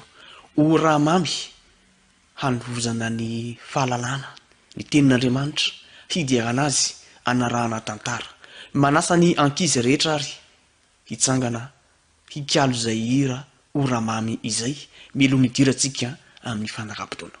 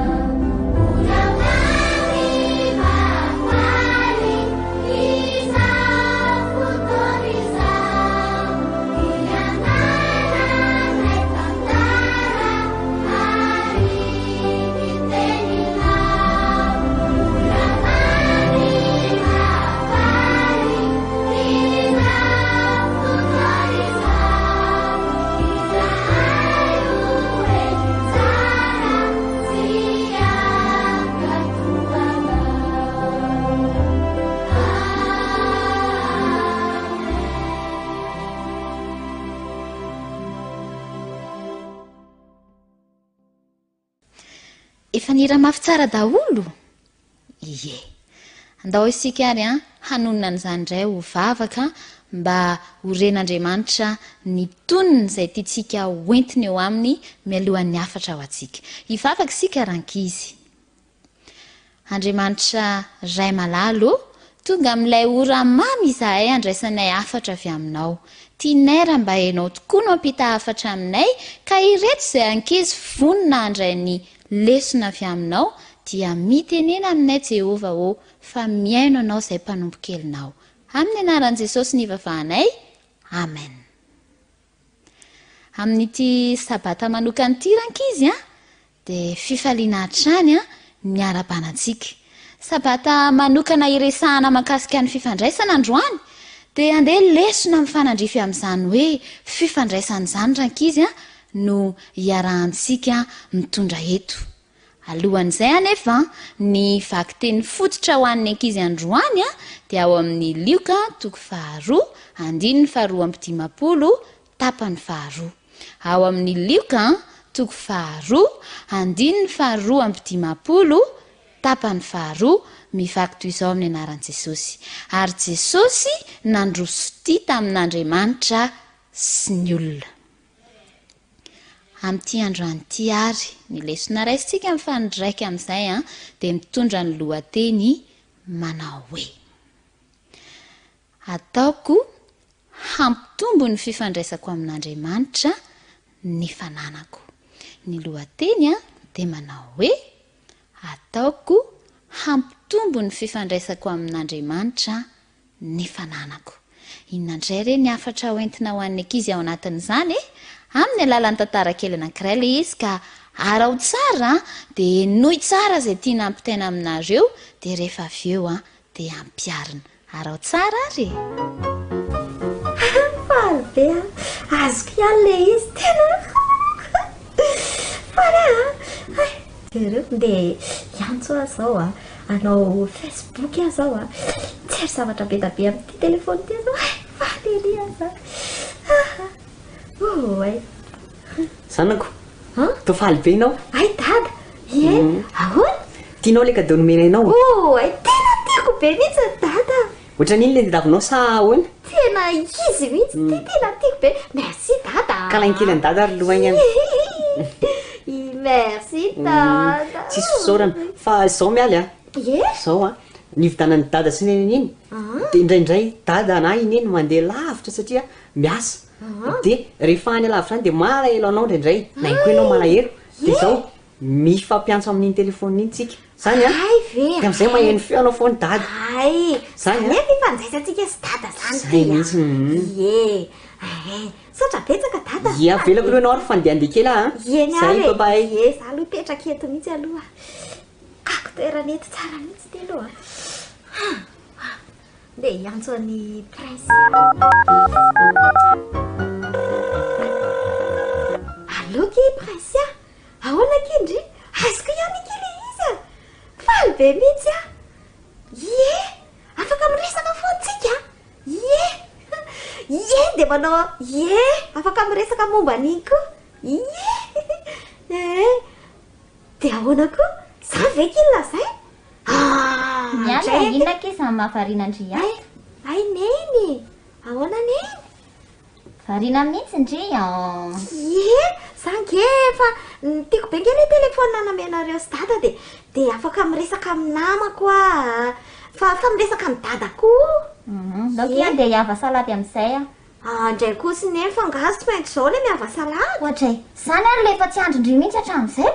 eny tiako be nge zany fa zao hoe aleo rangano neny mba tonga dia ataovy le izy aloha manjary rehefa amin'ny hariva ihany zange mbola miresaka aminamako dao fa le salady ohatra zao fa le rira mahita ndry tongany tonga dia ataovy kosa rangano eny dia rehefa avy eo za tongany zay moa neny fa za mbola miresaka amin'ny saintia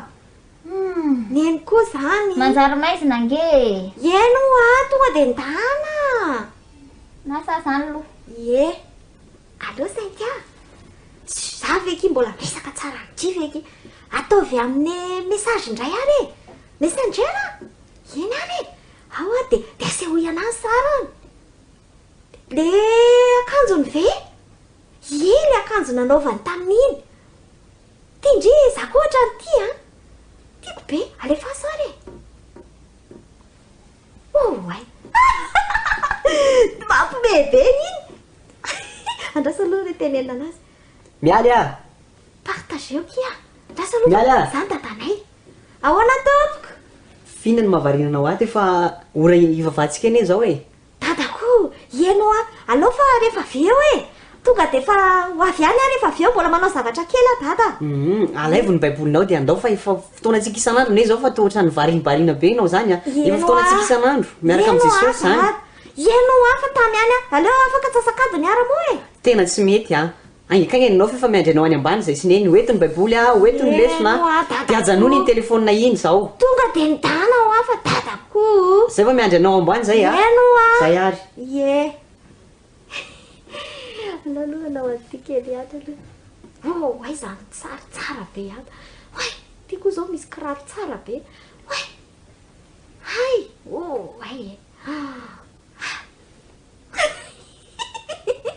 zany andray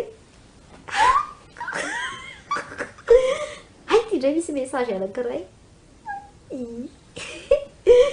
tsara kosa mialy eo ahoana neny arydrika kitsinona efa ninana gote nge za ty fa tsy hita ndry tsy tsikatry ndry koa reo efa mifiry zao efa tokony hisakafo tsika efa ninana gote efa ady mifiry miandro eo ambony latabatra ao fa ina aloha loko neny andao fa any mahita andao fa sady efa nataoko an'le tena be mihitsy ny dao fa tamiany aka tamiany tonga de mandehana neny a tonga de mangatsika le sakafo a de miala indray ny tsirony eno a tamiany a neny koa rangamany londray aloha hijery an'ity amiantso kely allo de ahoana ye mandalo crédit ky fa leo le amin'ny Facebook foana ye ok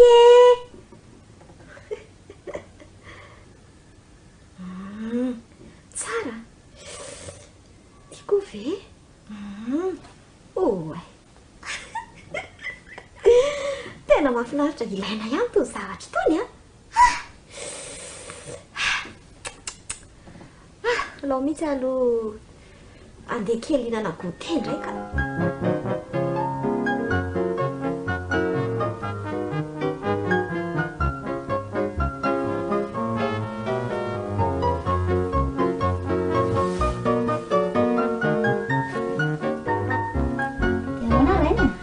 tena variana loatra mialy am'le telefônina tena hitako mihitsy tena loza mihitsiny tsy izay ny eritreretintsika nefa tena ny mifanohatra indray ty ny tanteraka zary gaga nefa efa nanafatra anazy aniza tamin'ny voalohany hoe mba hifandraisantsika ihany izy rehefa mba hoe miasa de mba miantso anazy ndray na ny tena lozany e de zao hoe na ny fivavahana ary adinony tena lasa nampanalavitra azy amintsika sy amin'Andriamanitra mihitsy le telefôny firiandro zay eo amin'iny foana na ny maso ary ngambo efa bongo tena mampalahelo izy ahoana no hevitra ataontsika mba afahantsika amin'ny feanazy anao ngamba rangaha ty ferana le fotoana ka tena mihevitra mety zay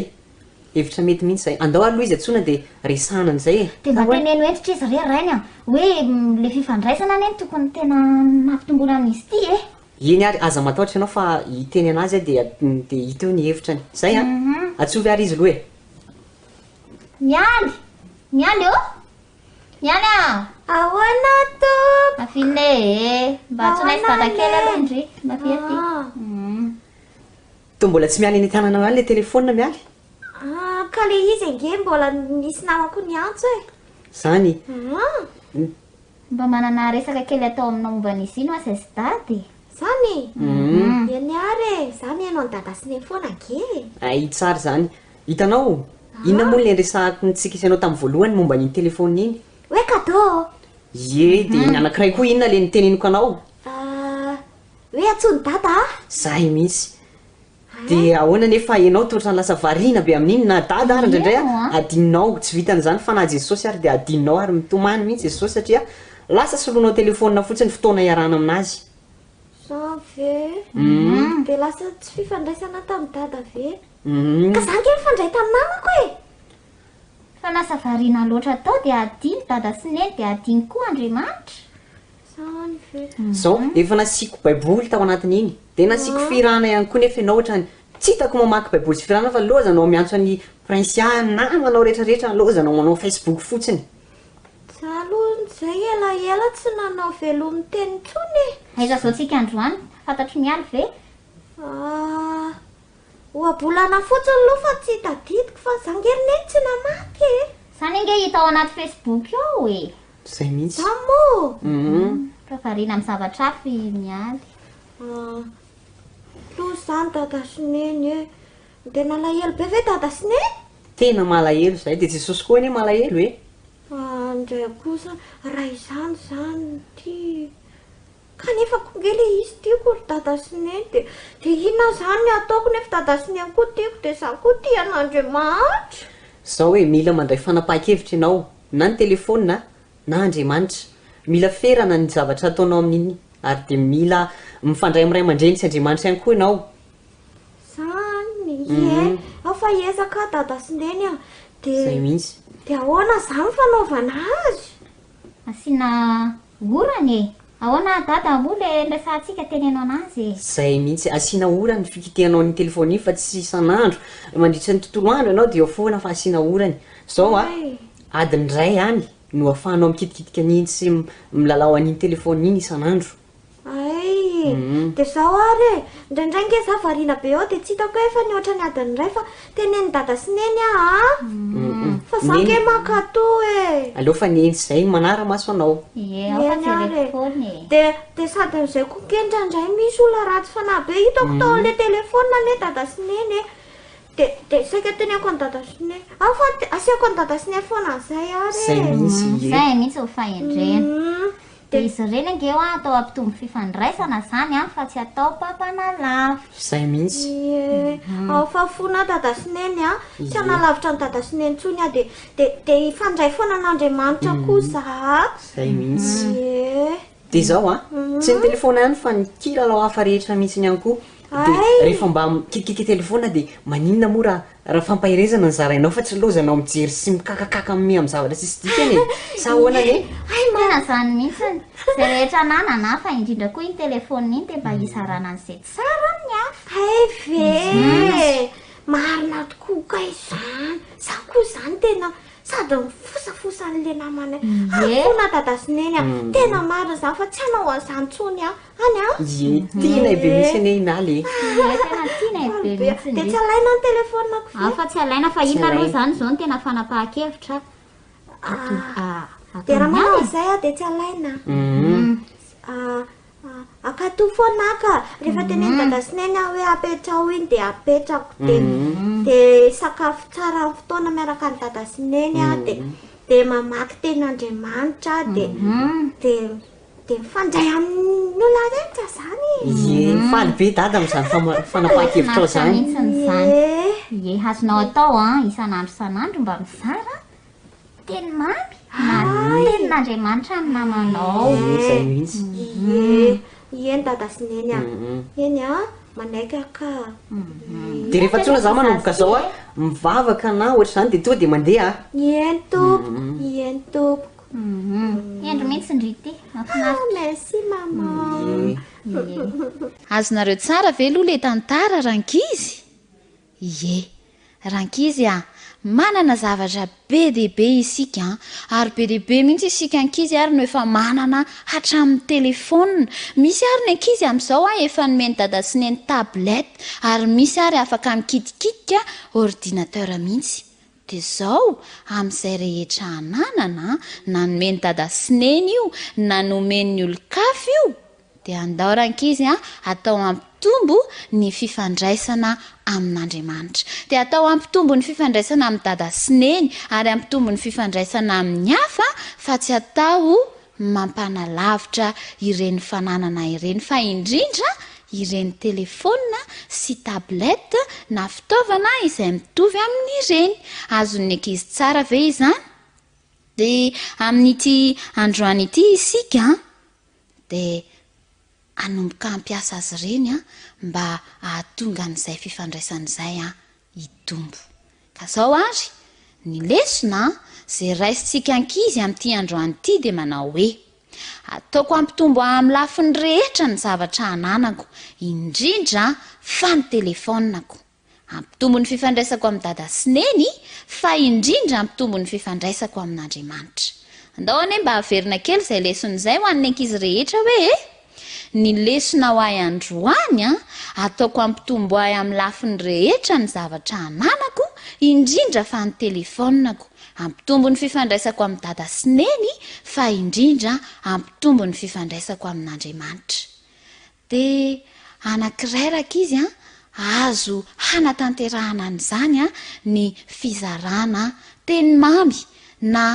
tsara indrindra tenin'Andriamanitra amin'ny hafa ka andao andray fanapahan-kevitra androany ny ankizy rehetra manao hoe amin'ity androany ity ny fanapahan-kevitro izara teny fikasana amin'ny namako isan'andro de reny fitaovana izay nomeny dada sy neny na nomeny ny hafa izay ananantsika reny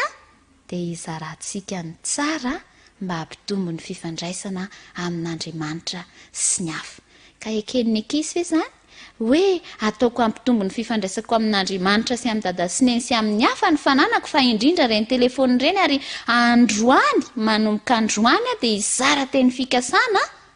amin'ny namako eken'ny ankizy ve zany andao ane averina ilay vaky teny fototra izay natao antsika ankizy androany tadidinareo ve aiza izy teo ao amin'ny lioka toko 2:2-5 tapany faharoa manao hoe ary Jesosy nandroso fity tamin'andriamanitra sy ny olona dia mino aho fa teo tahaka an' jesosy tamin'izy mbola ankizy daholo ny ankizy rehetra androso fity amin'andriamanitra sy amin'ny olona rehetra izavy ny manaiky an'izany zay ankizy rehetra manaiky ary dia atsangano ny tanany mahafinaritra fa marobe isika ankizy nanangatanana ary vonina ny tombo amin'ny fifandraisana amin'andriamanitra amin'ny fizarana teny fikasana ka na amin'ny alalan'ny telefony zany rakizy na ny fitaovan-tserasera hafa na amin'ny fizarana isan'andro miresaka dia andeha ampiaritsika ankizy zany mba hitomboana androso fity amin'andriamanitra sy ny olona ndao hoe tsika mavaka zany rakizy mba tena ho tanteraka eo amin'ny fiainantsika isan'andro isan'andro hivavaka isika rankizy andriamanitro misaotra anao izay ankizy fa tianao nomenao zavatra be dia be izahay ho fanananay fa manomboka androany tianay izy ireny ampiasaina mba hampitombo ny fifandraisanay aminao hampitombo ny fifandraisanay amin'ny dada sy neny sy amin'ny hafa dia maniry izay manomboka androany mba hizara teny fikasana amin'ny hafa indrindra amin'ny alalan'ireny fananana nomenao anay ireny koa miasa ty anatinay ankizy rehetra mba hahatanterahanay an'izany ary omeo fahendrena mandrakarivo izay ankizy ankatohanao sy ankatohan'ny dada sy neny amin'ny anaran'i jesosy ny anaovanay ny vavaka misaotra andriamanitro amen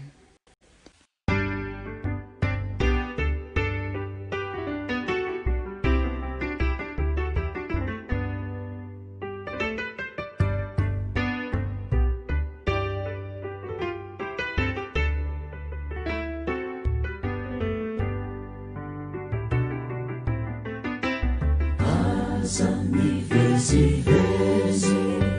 mitady pamonjana raha sendrady mafy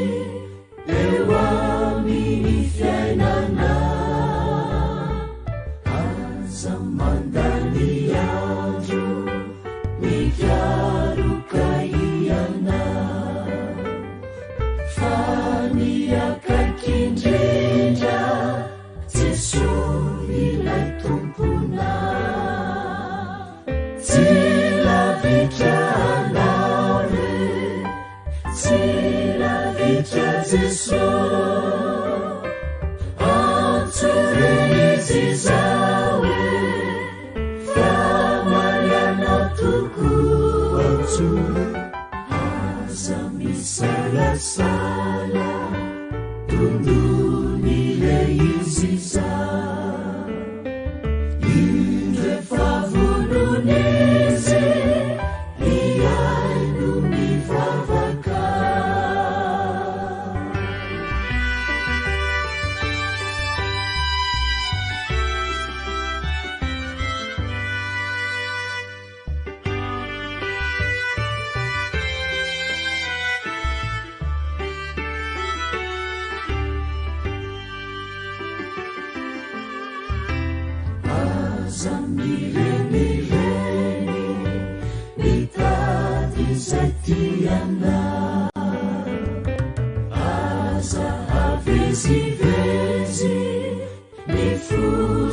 Fanaina fani akaikindrindra tejesolay tompona tsy mba mandao mihitsy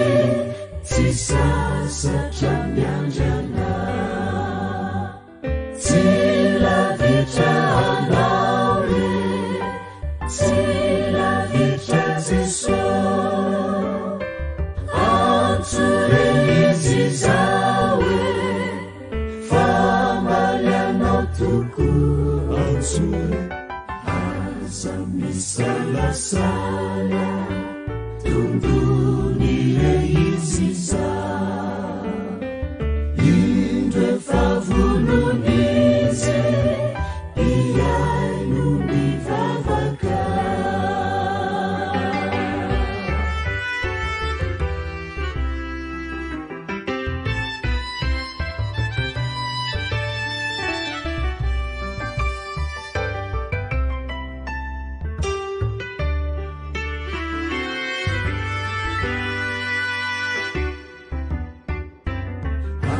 miretirety mitady ny tena soa ny vola sy arena de samy olo tokoa ka tsao mitsara indrindra mitoetra mandrakizay tanana kanto loatra itoeranao ratrizay ireno tsara indrindra tsara mandrakizay tsy mba vidy ambola fatolotry ny ray hoan'ny rehetra mino tsy volony bebaka de tsy mahisy adino fa samy ho sambatra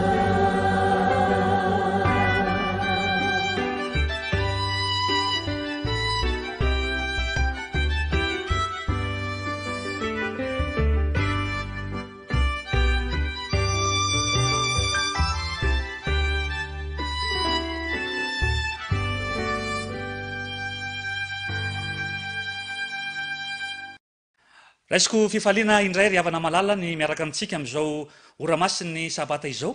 fantatra fa tsy noho ny famendreantsika izany na noho ny fahamasinantsika na noho ny fahaizantsika fa noho ny fahasoavan'andriamanitra koa manonona ny fiatanan'ny tompo ho amintsika tsiraray avy aminaran'ilay jesosy kristy tompontsika sy be fitiavana zay mikarakarantsika ihany koa amin'ity anio ity isika dia andre ny tenin'andriamanitra izay voalaza ao amin'ny jaona toko 5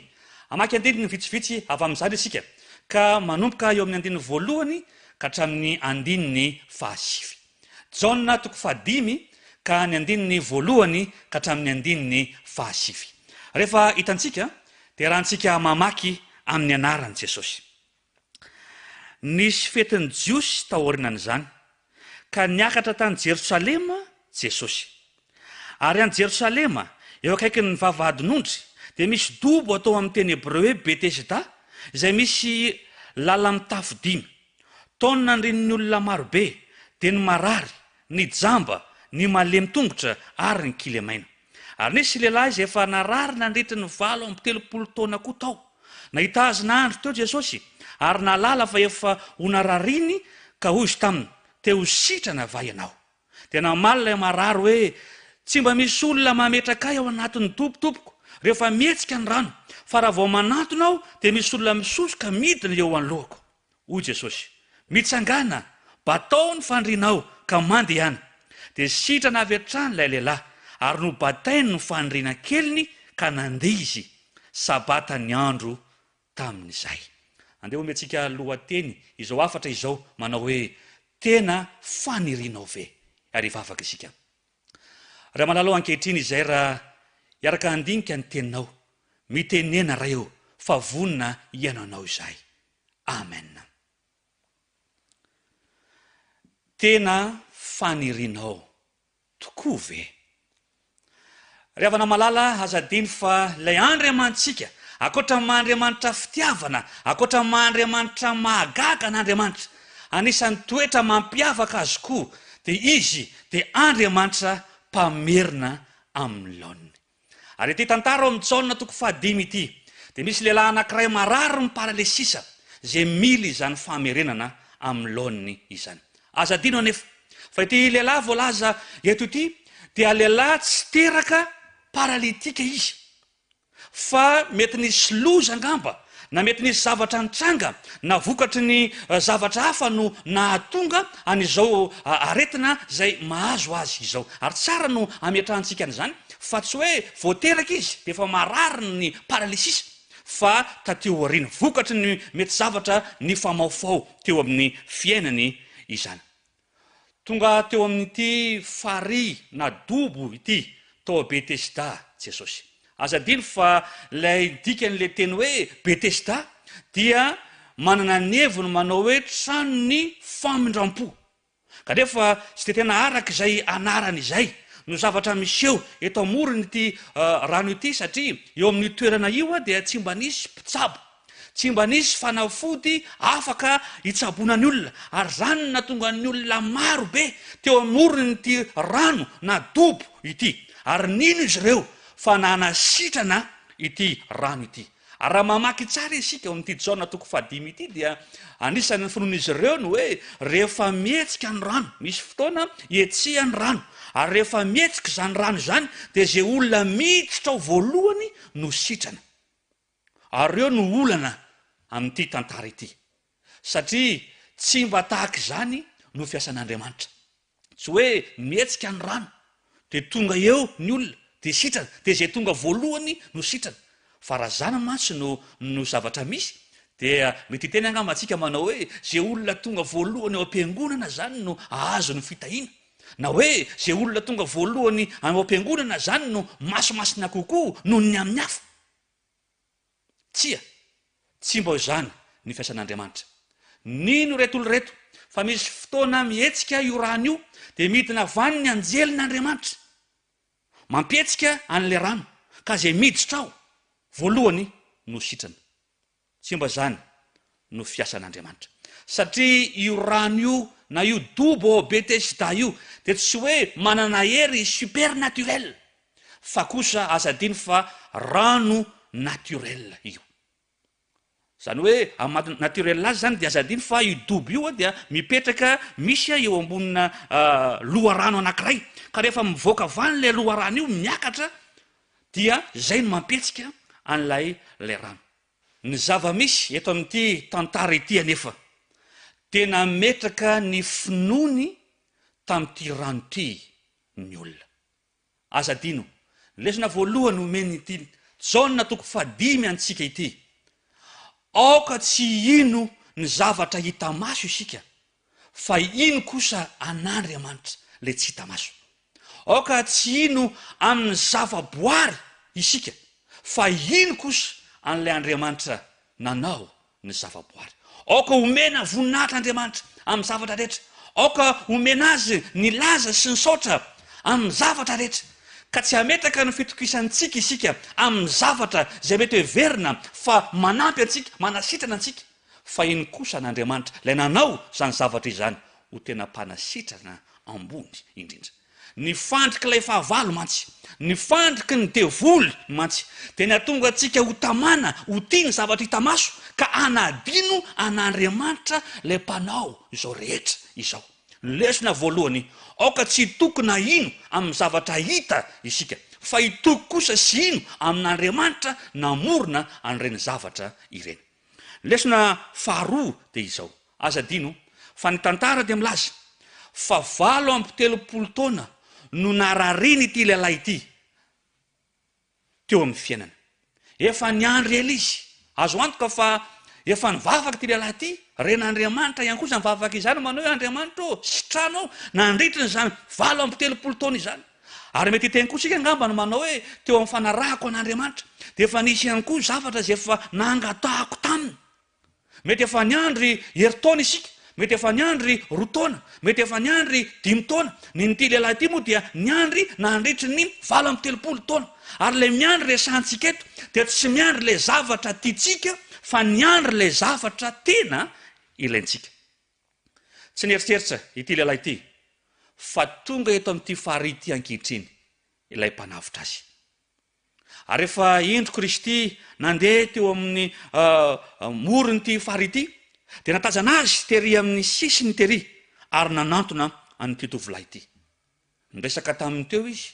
mety efa niteny izy manao hoe efa nitady an'Andriamanitra, nahoana Andriamanitra no ela namaly ny vavako, nahoana Andriamanitra niandro 7 taona,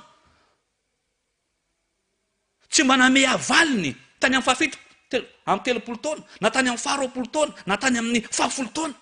Azadino fa io Andriamanitra ivavahantsika io dia Andriamanitra mampifandanja ny fotoana fanomanana antsika sy ny fotoana ny fitondrany ny fahafahana.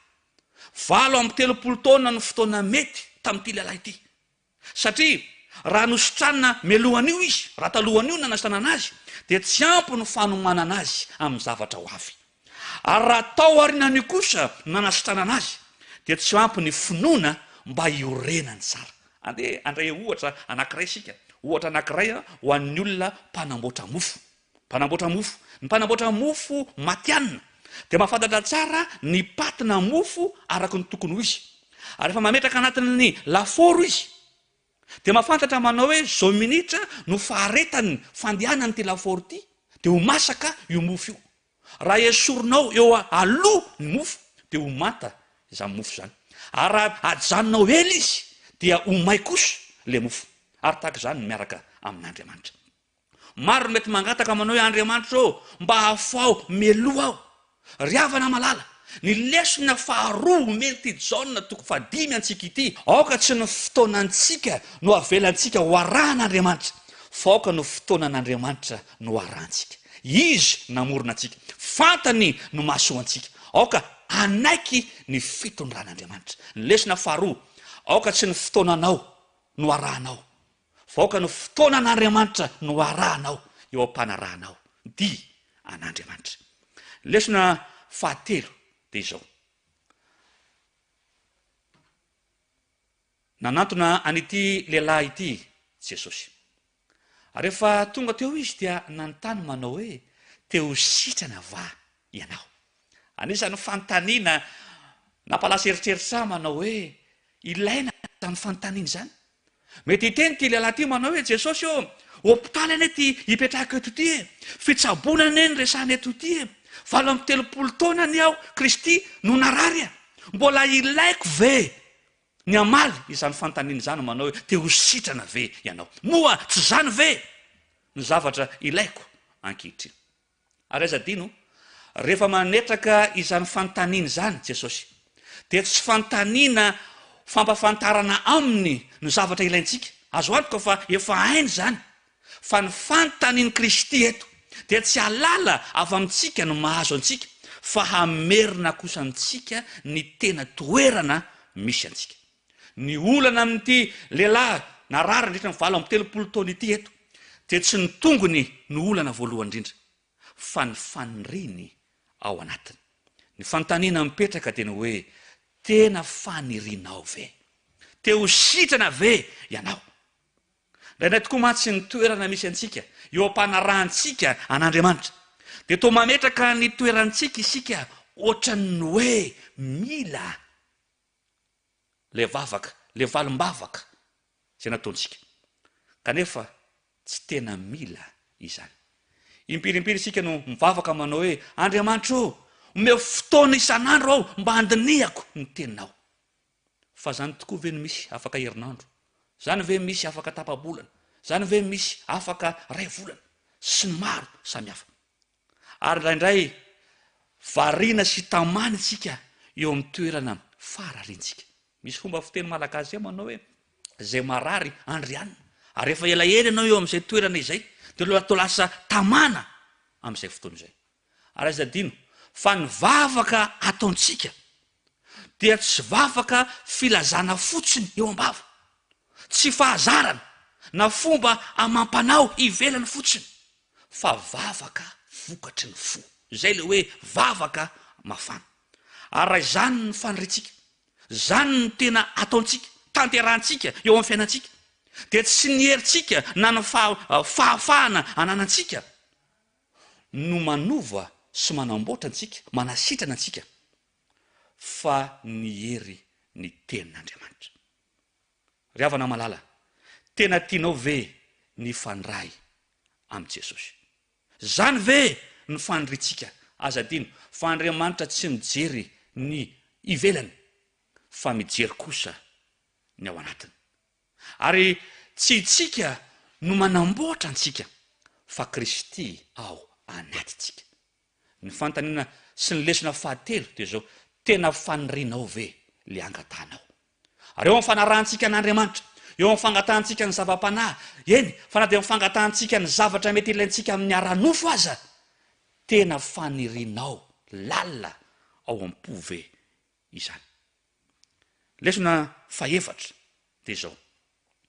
rehefa nametraka fanontaniany Jesosy dia olona ilay Kristy manao hoe te ho sitrana va ianao? ny valiteny omen'ilay tovolahy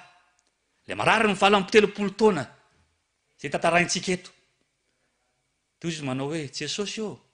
raha mihetsika ny rano de tsy mba misy olona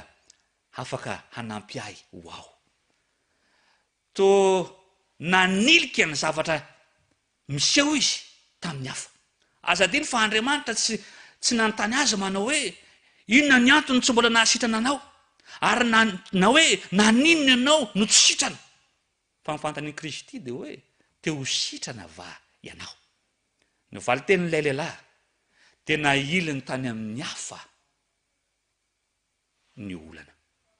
anandray misy olona mieritreritra manao hoe za ty hivavaka ihany fa hivavaka aho rehefa tsisy mpanota intsony ao am-piangonana zany ve azadino fa ny fiangonana ihany koa de hopitaly ka tsy hoe makany am-piangonana tsika rehefa tsisy tsony ny fahotana na makany am-piangonana tsika mba hijery manao hoe manahoana ny fiainan'ny olona ao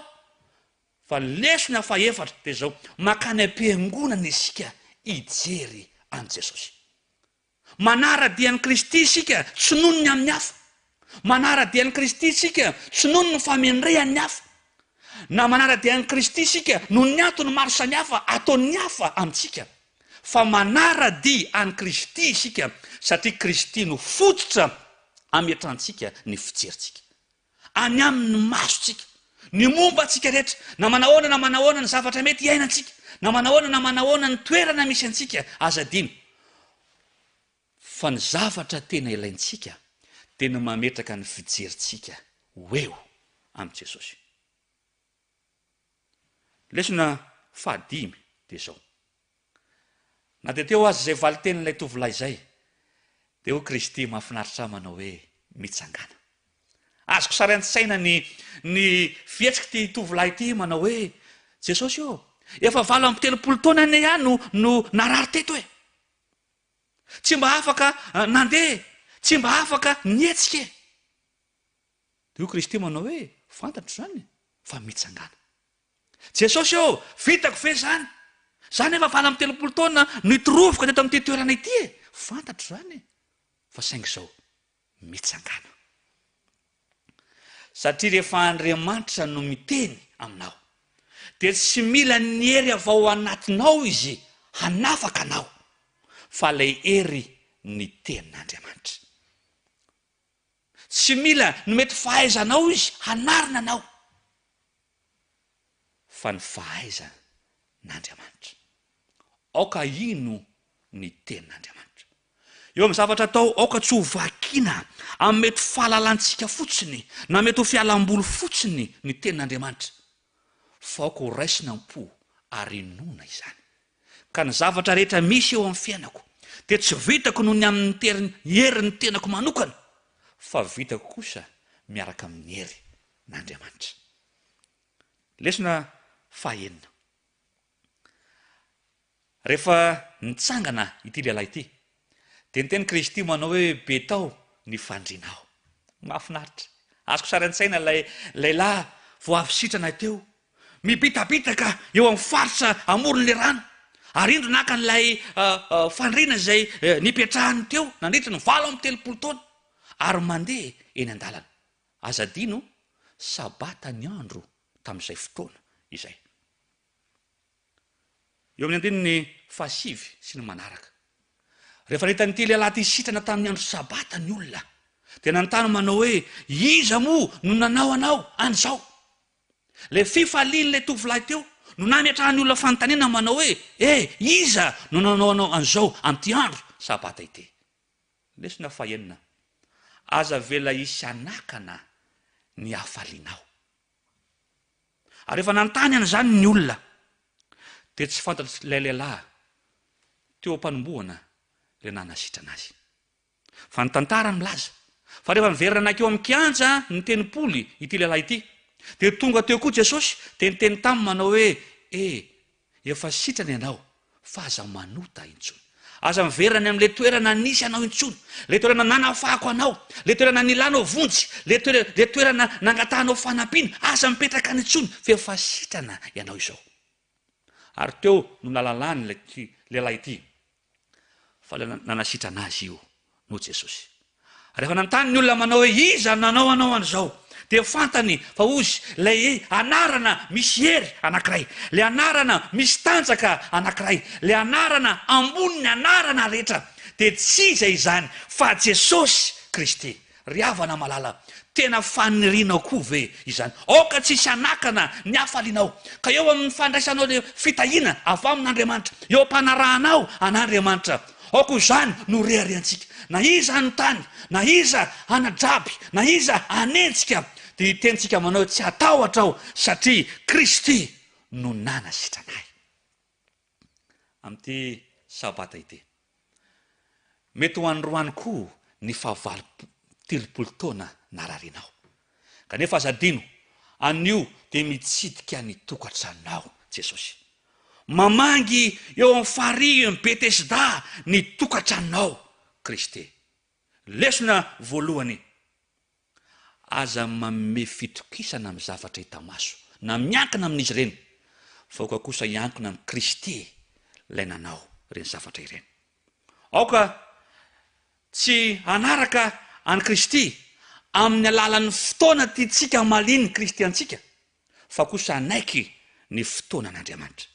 Aoka ho ananantsika tokoa ny faniriana ao anaty, ka tsy hametraka ny mety ho faniritsika eo amin'ny molotra fotsiny isika, fa anao izany vokatry ny fo tanteraka tokoa. Aoka tsy hametraka ny mety olana amin'ny hafa, na hijery amin'ny hafa, na hanometsiny amin'ny hafa, fa hifantoka kosa eo amin'ny Jesosy. Ary teny izy amin'ity sabata ity manao hoe mitsangana,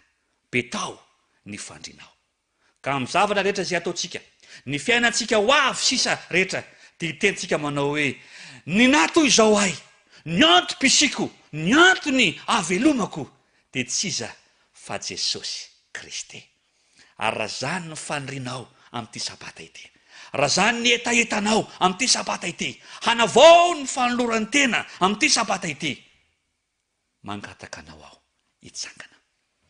Kristy ilay mahita ao amin'ny mangingina, le tsy mba mijery ny misy eo ivelany, fa ny ao anatiny no mahita le faniriana ao anatinao. Manasa anao aho hitsangana, fa hivavaka ho anao amin'ity sabata ity. Hivavaka isika tompoko. Ray malala be fitiavana indrindra izay any an-danitro, misaotra anao izay no ny amin'ny fitiavanao, ny famondram-ponao, ka nafanaina ny re sy ny fampizara izany tenao izany tamin'ity anio ity. Ray malala, amboary izahay hifanaraka amin'ny sitraponao, ampifantoy ny fijerinay ho eo aminao, ampio izahay mba tsy hanaraka ny fotoananay, fa hanaraka ny fotoananao. Ray malala, aoka ny fanandramanay hitanay amin'ny Jaona 5 ho zava-misy eo amin'ny fiainanay mandra-piavinao eny amin'ny rao alanitra. Amin'ny anaran'i Jesosy. Amen.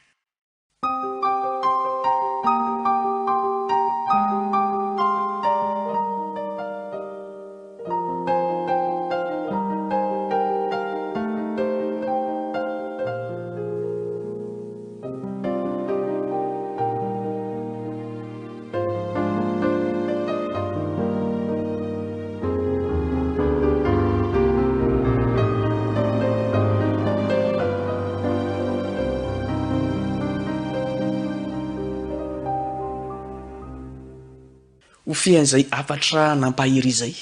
dia andetsika hiaraka hiredona ny hira lahana fa 12 ilay tanàna masina izay efa nomano ny tompo antsika hiaraka hitsangatsika hanao izay hira izay.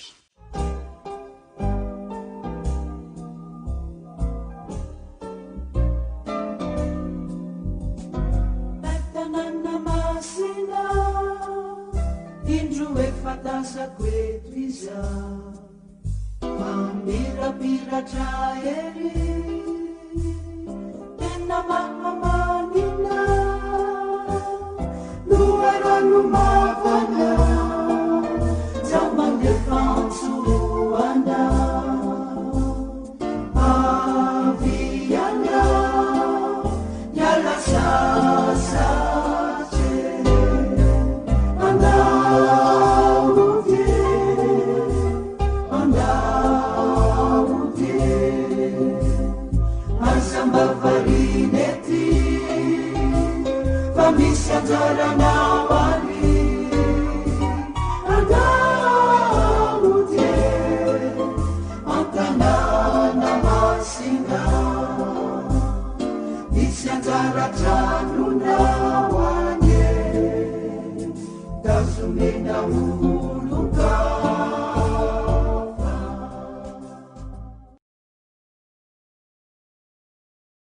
raha ny tsara indrindra zay any an-danitro isaorana ianao ny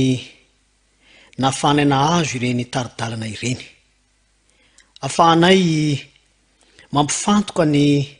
fijerinay ao aminao Kristy ilay Mesia tompon-jahatra rehetra afahanay ihany koa manana fahaiza-manaiky ny sitraponao amin'ny fotoana mety ary indrindra afahanay tsirairay avy mba hiankina tanteraka indrindra hifikitra aminao ny finoanay koa ankehitriny ary dia mangataka izay mba ho tanterano aminay tsirairay avy tsy akanavaka izao tsodrano izao hitayanay rehetra anay ianao ka hiaro anay Jehova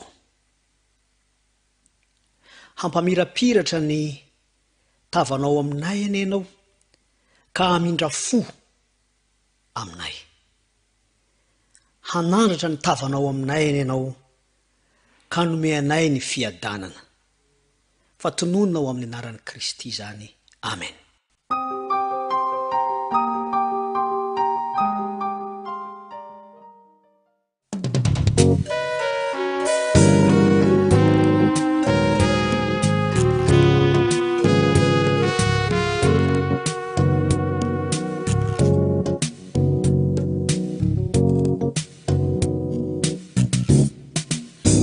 Sofanantenana tsy miova fialofana ety izy rery no azo antoka satria fity koantsoi isanandro rasitraka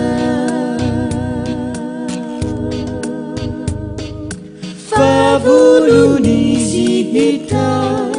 ny fiainana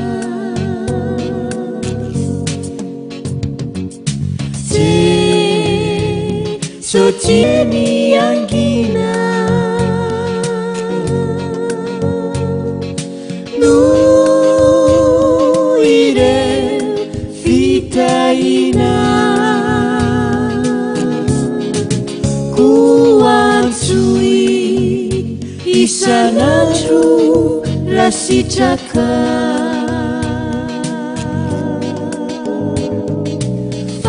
favolonizy hitay ny fiainana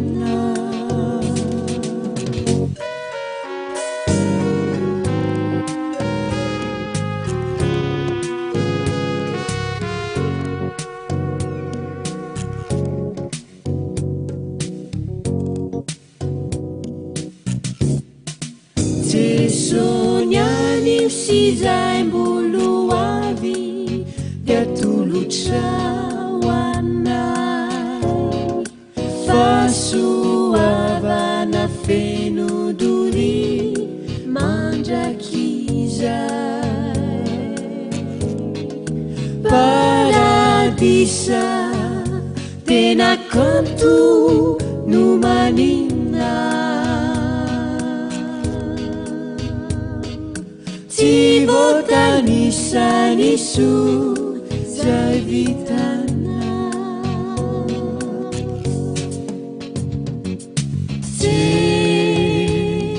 Jesotiako reny angina no ireo fitahina paradisa tena kanto no manina tsy voatanisaniso zay vitana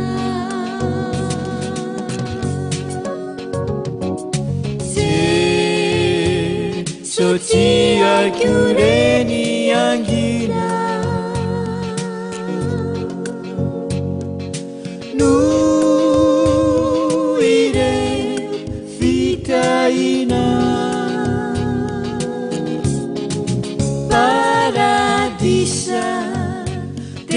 kanto no manina tsy voatanisany so zay vitana koatsoi isanandro rasitraka favononizy hita ny fiainana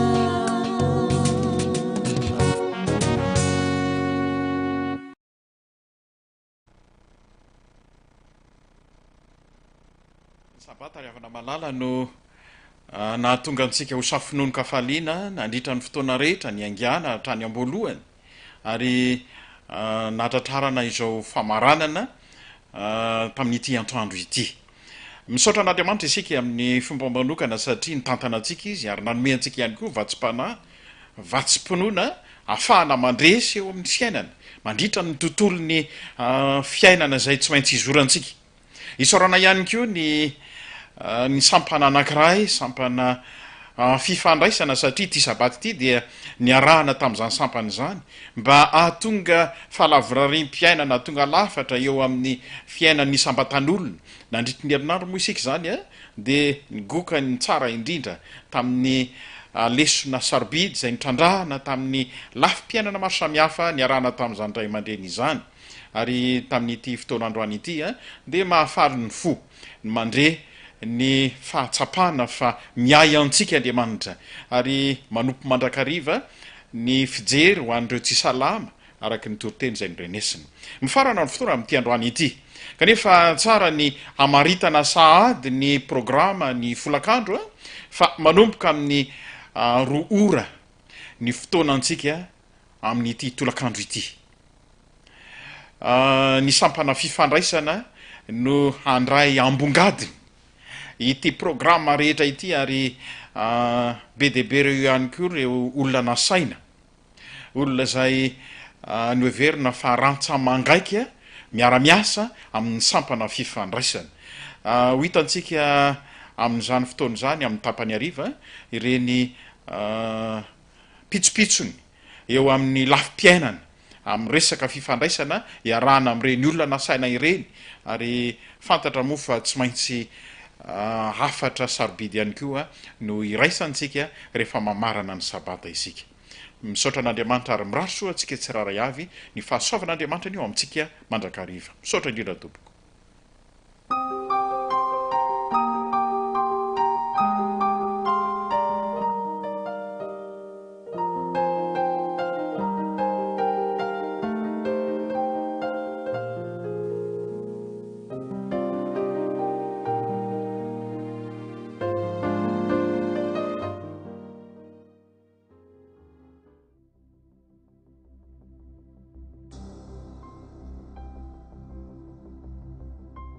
aleo sorokato zay mitsabo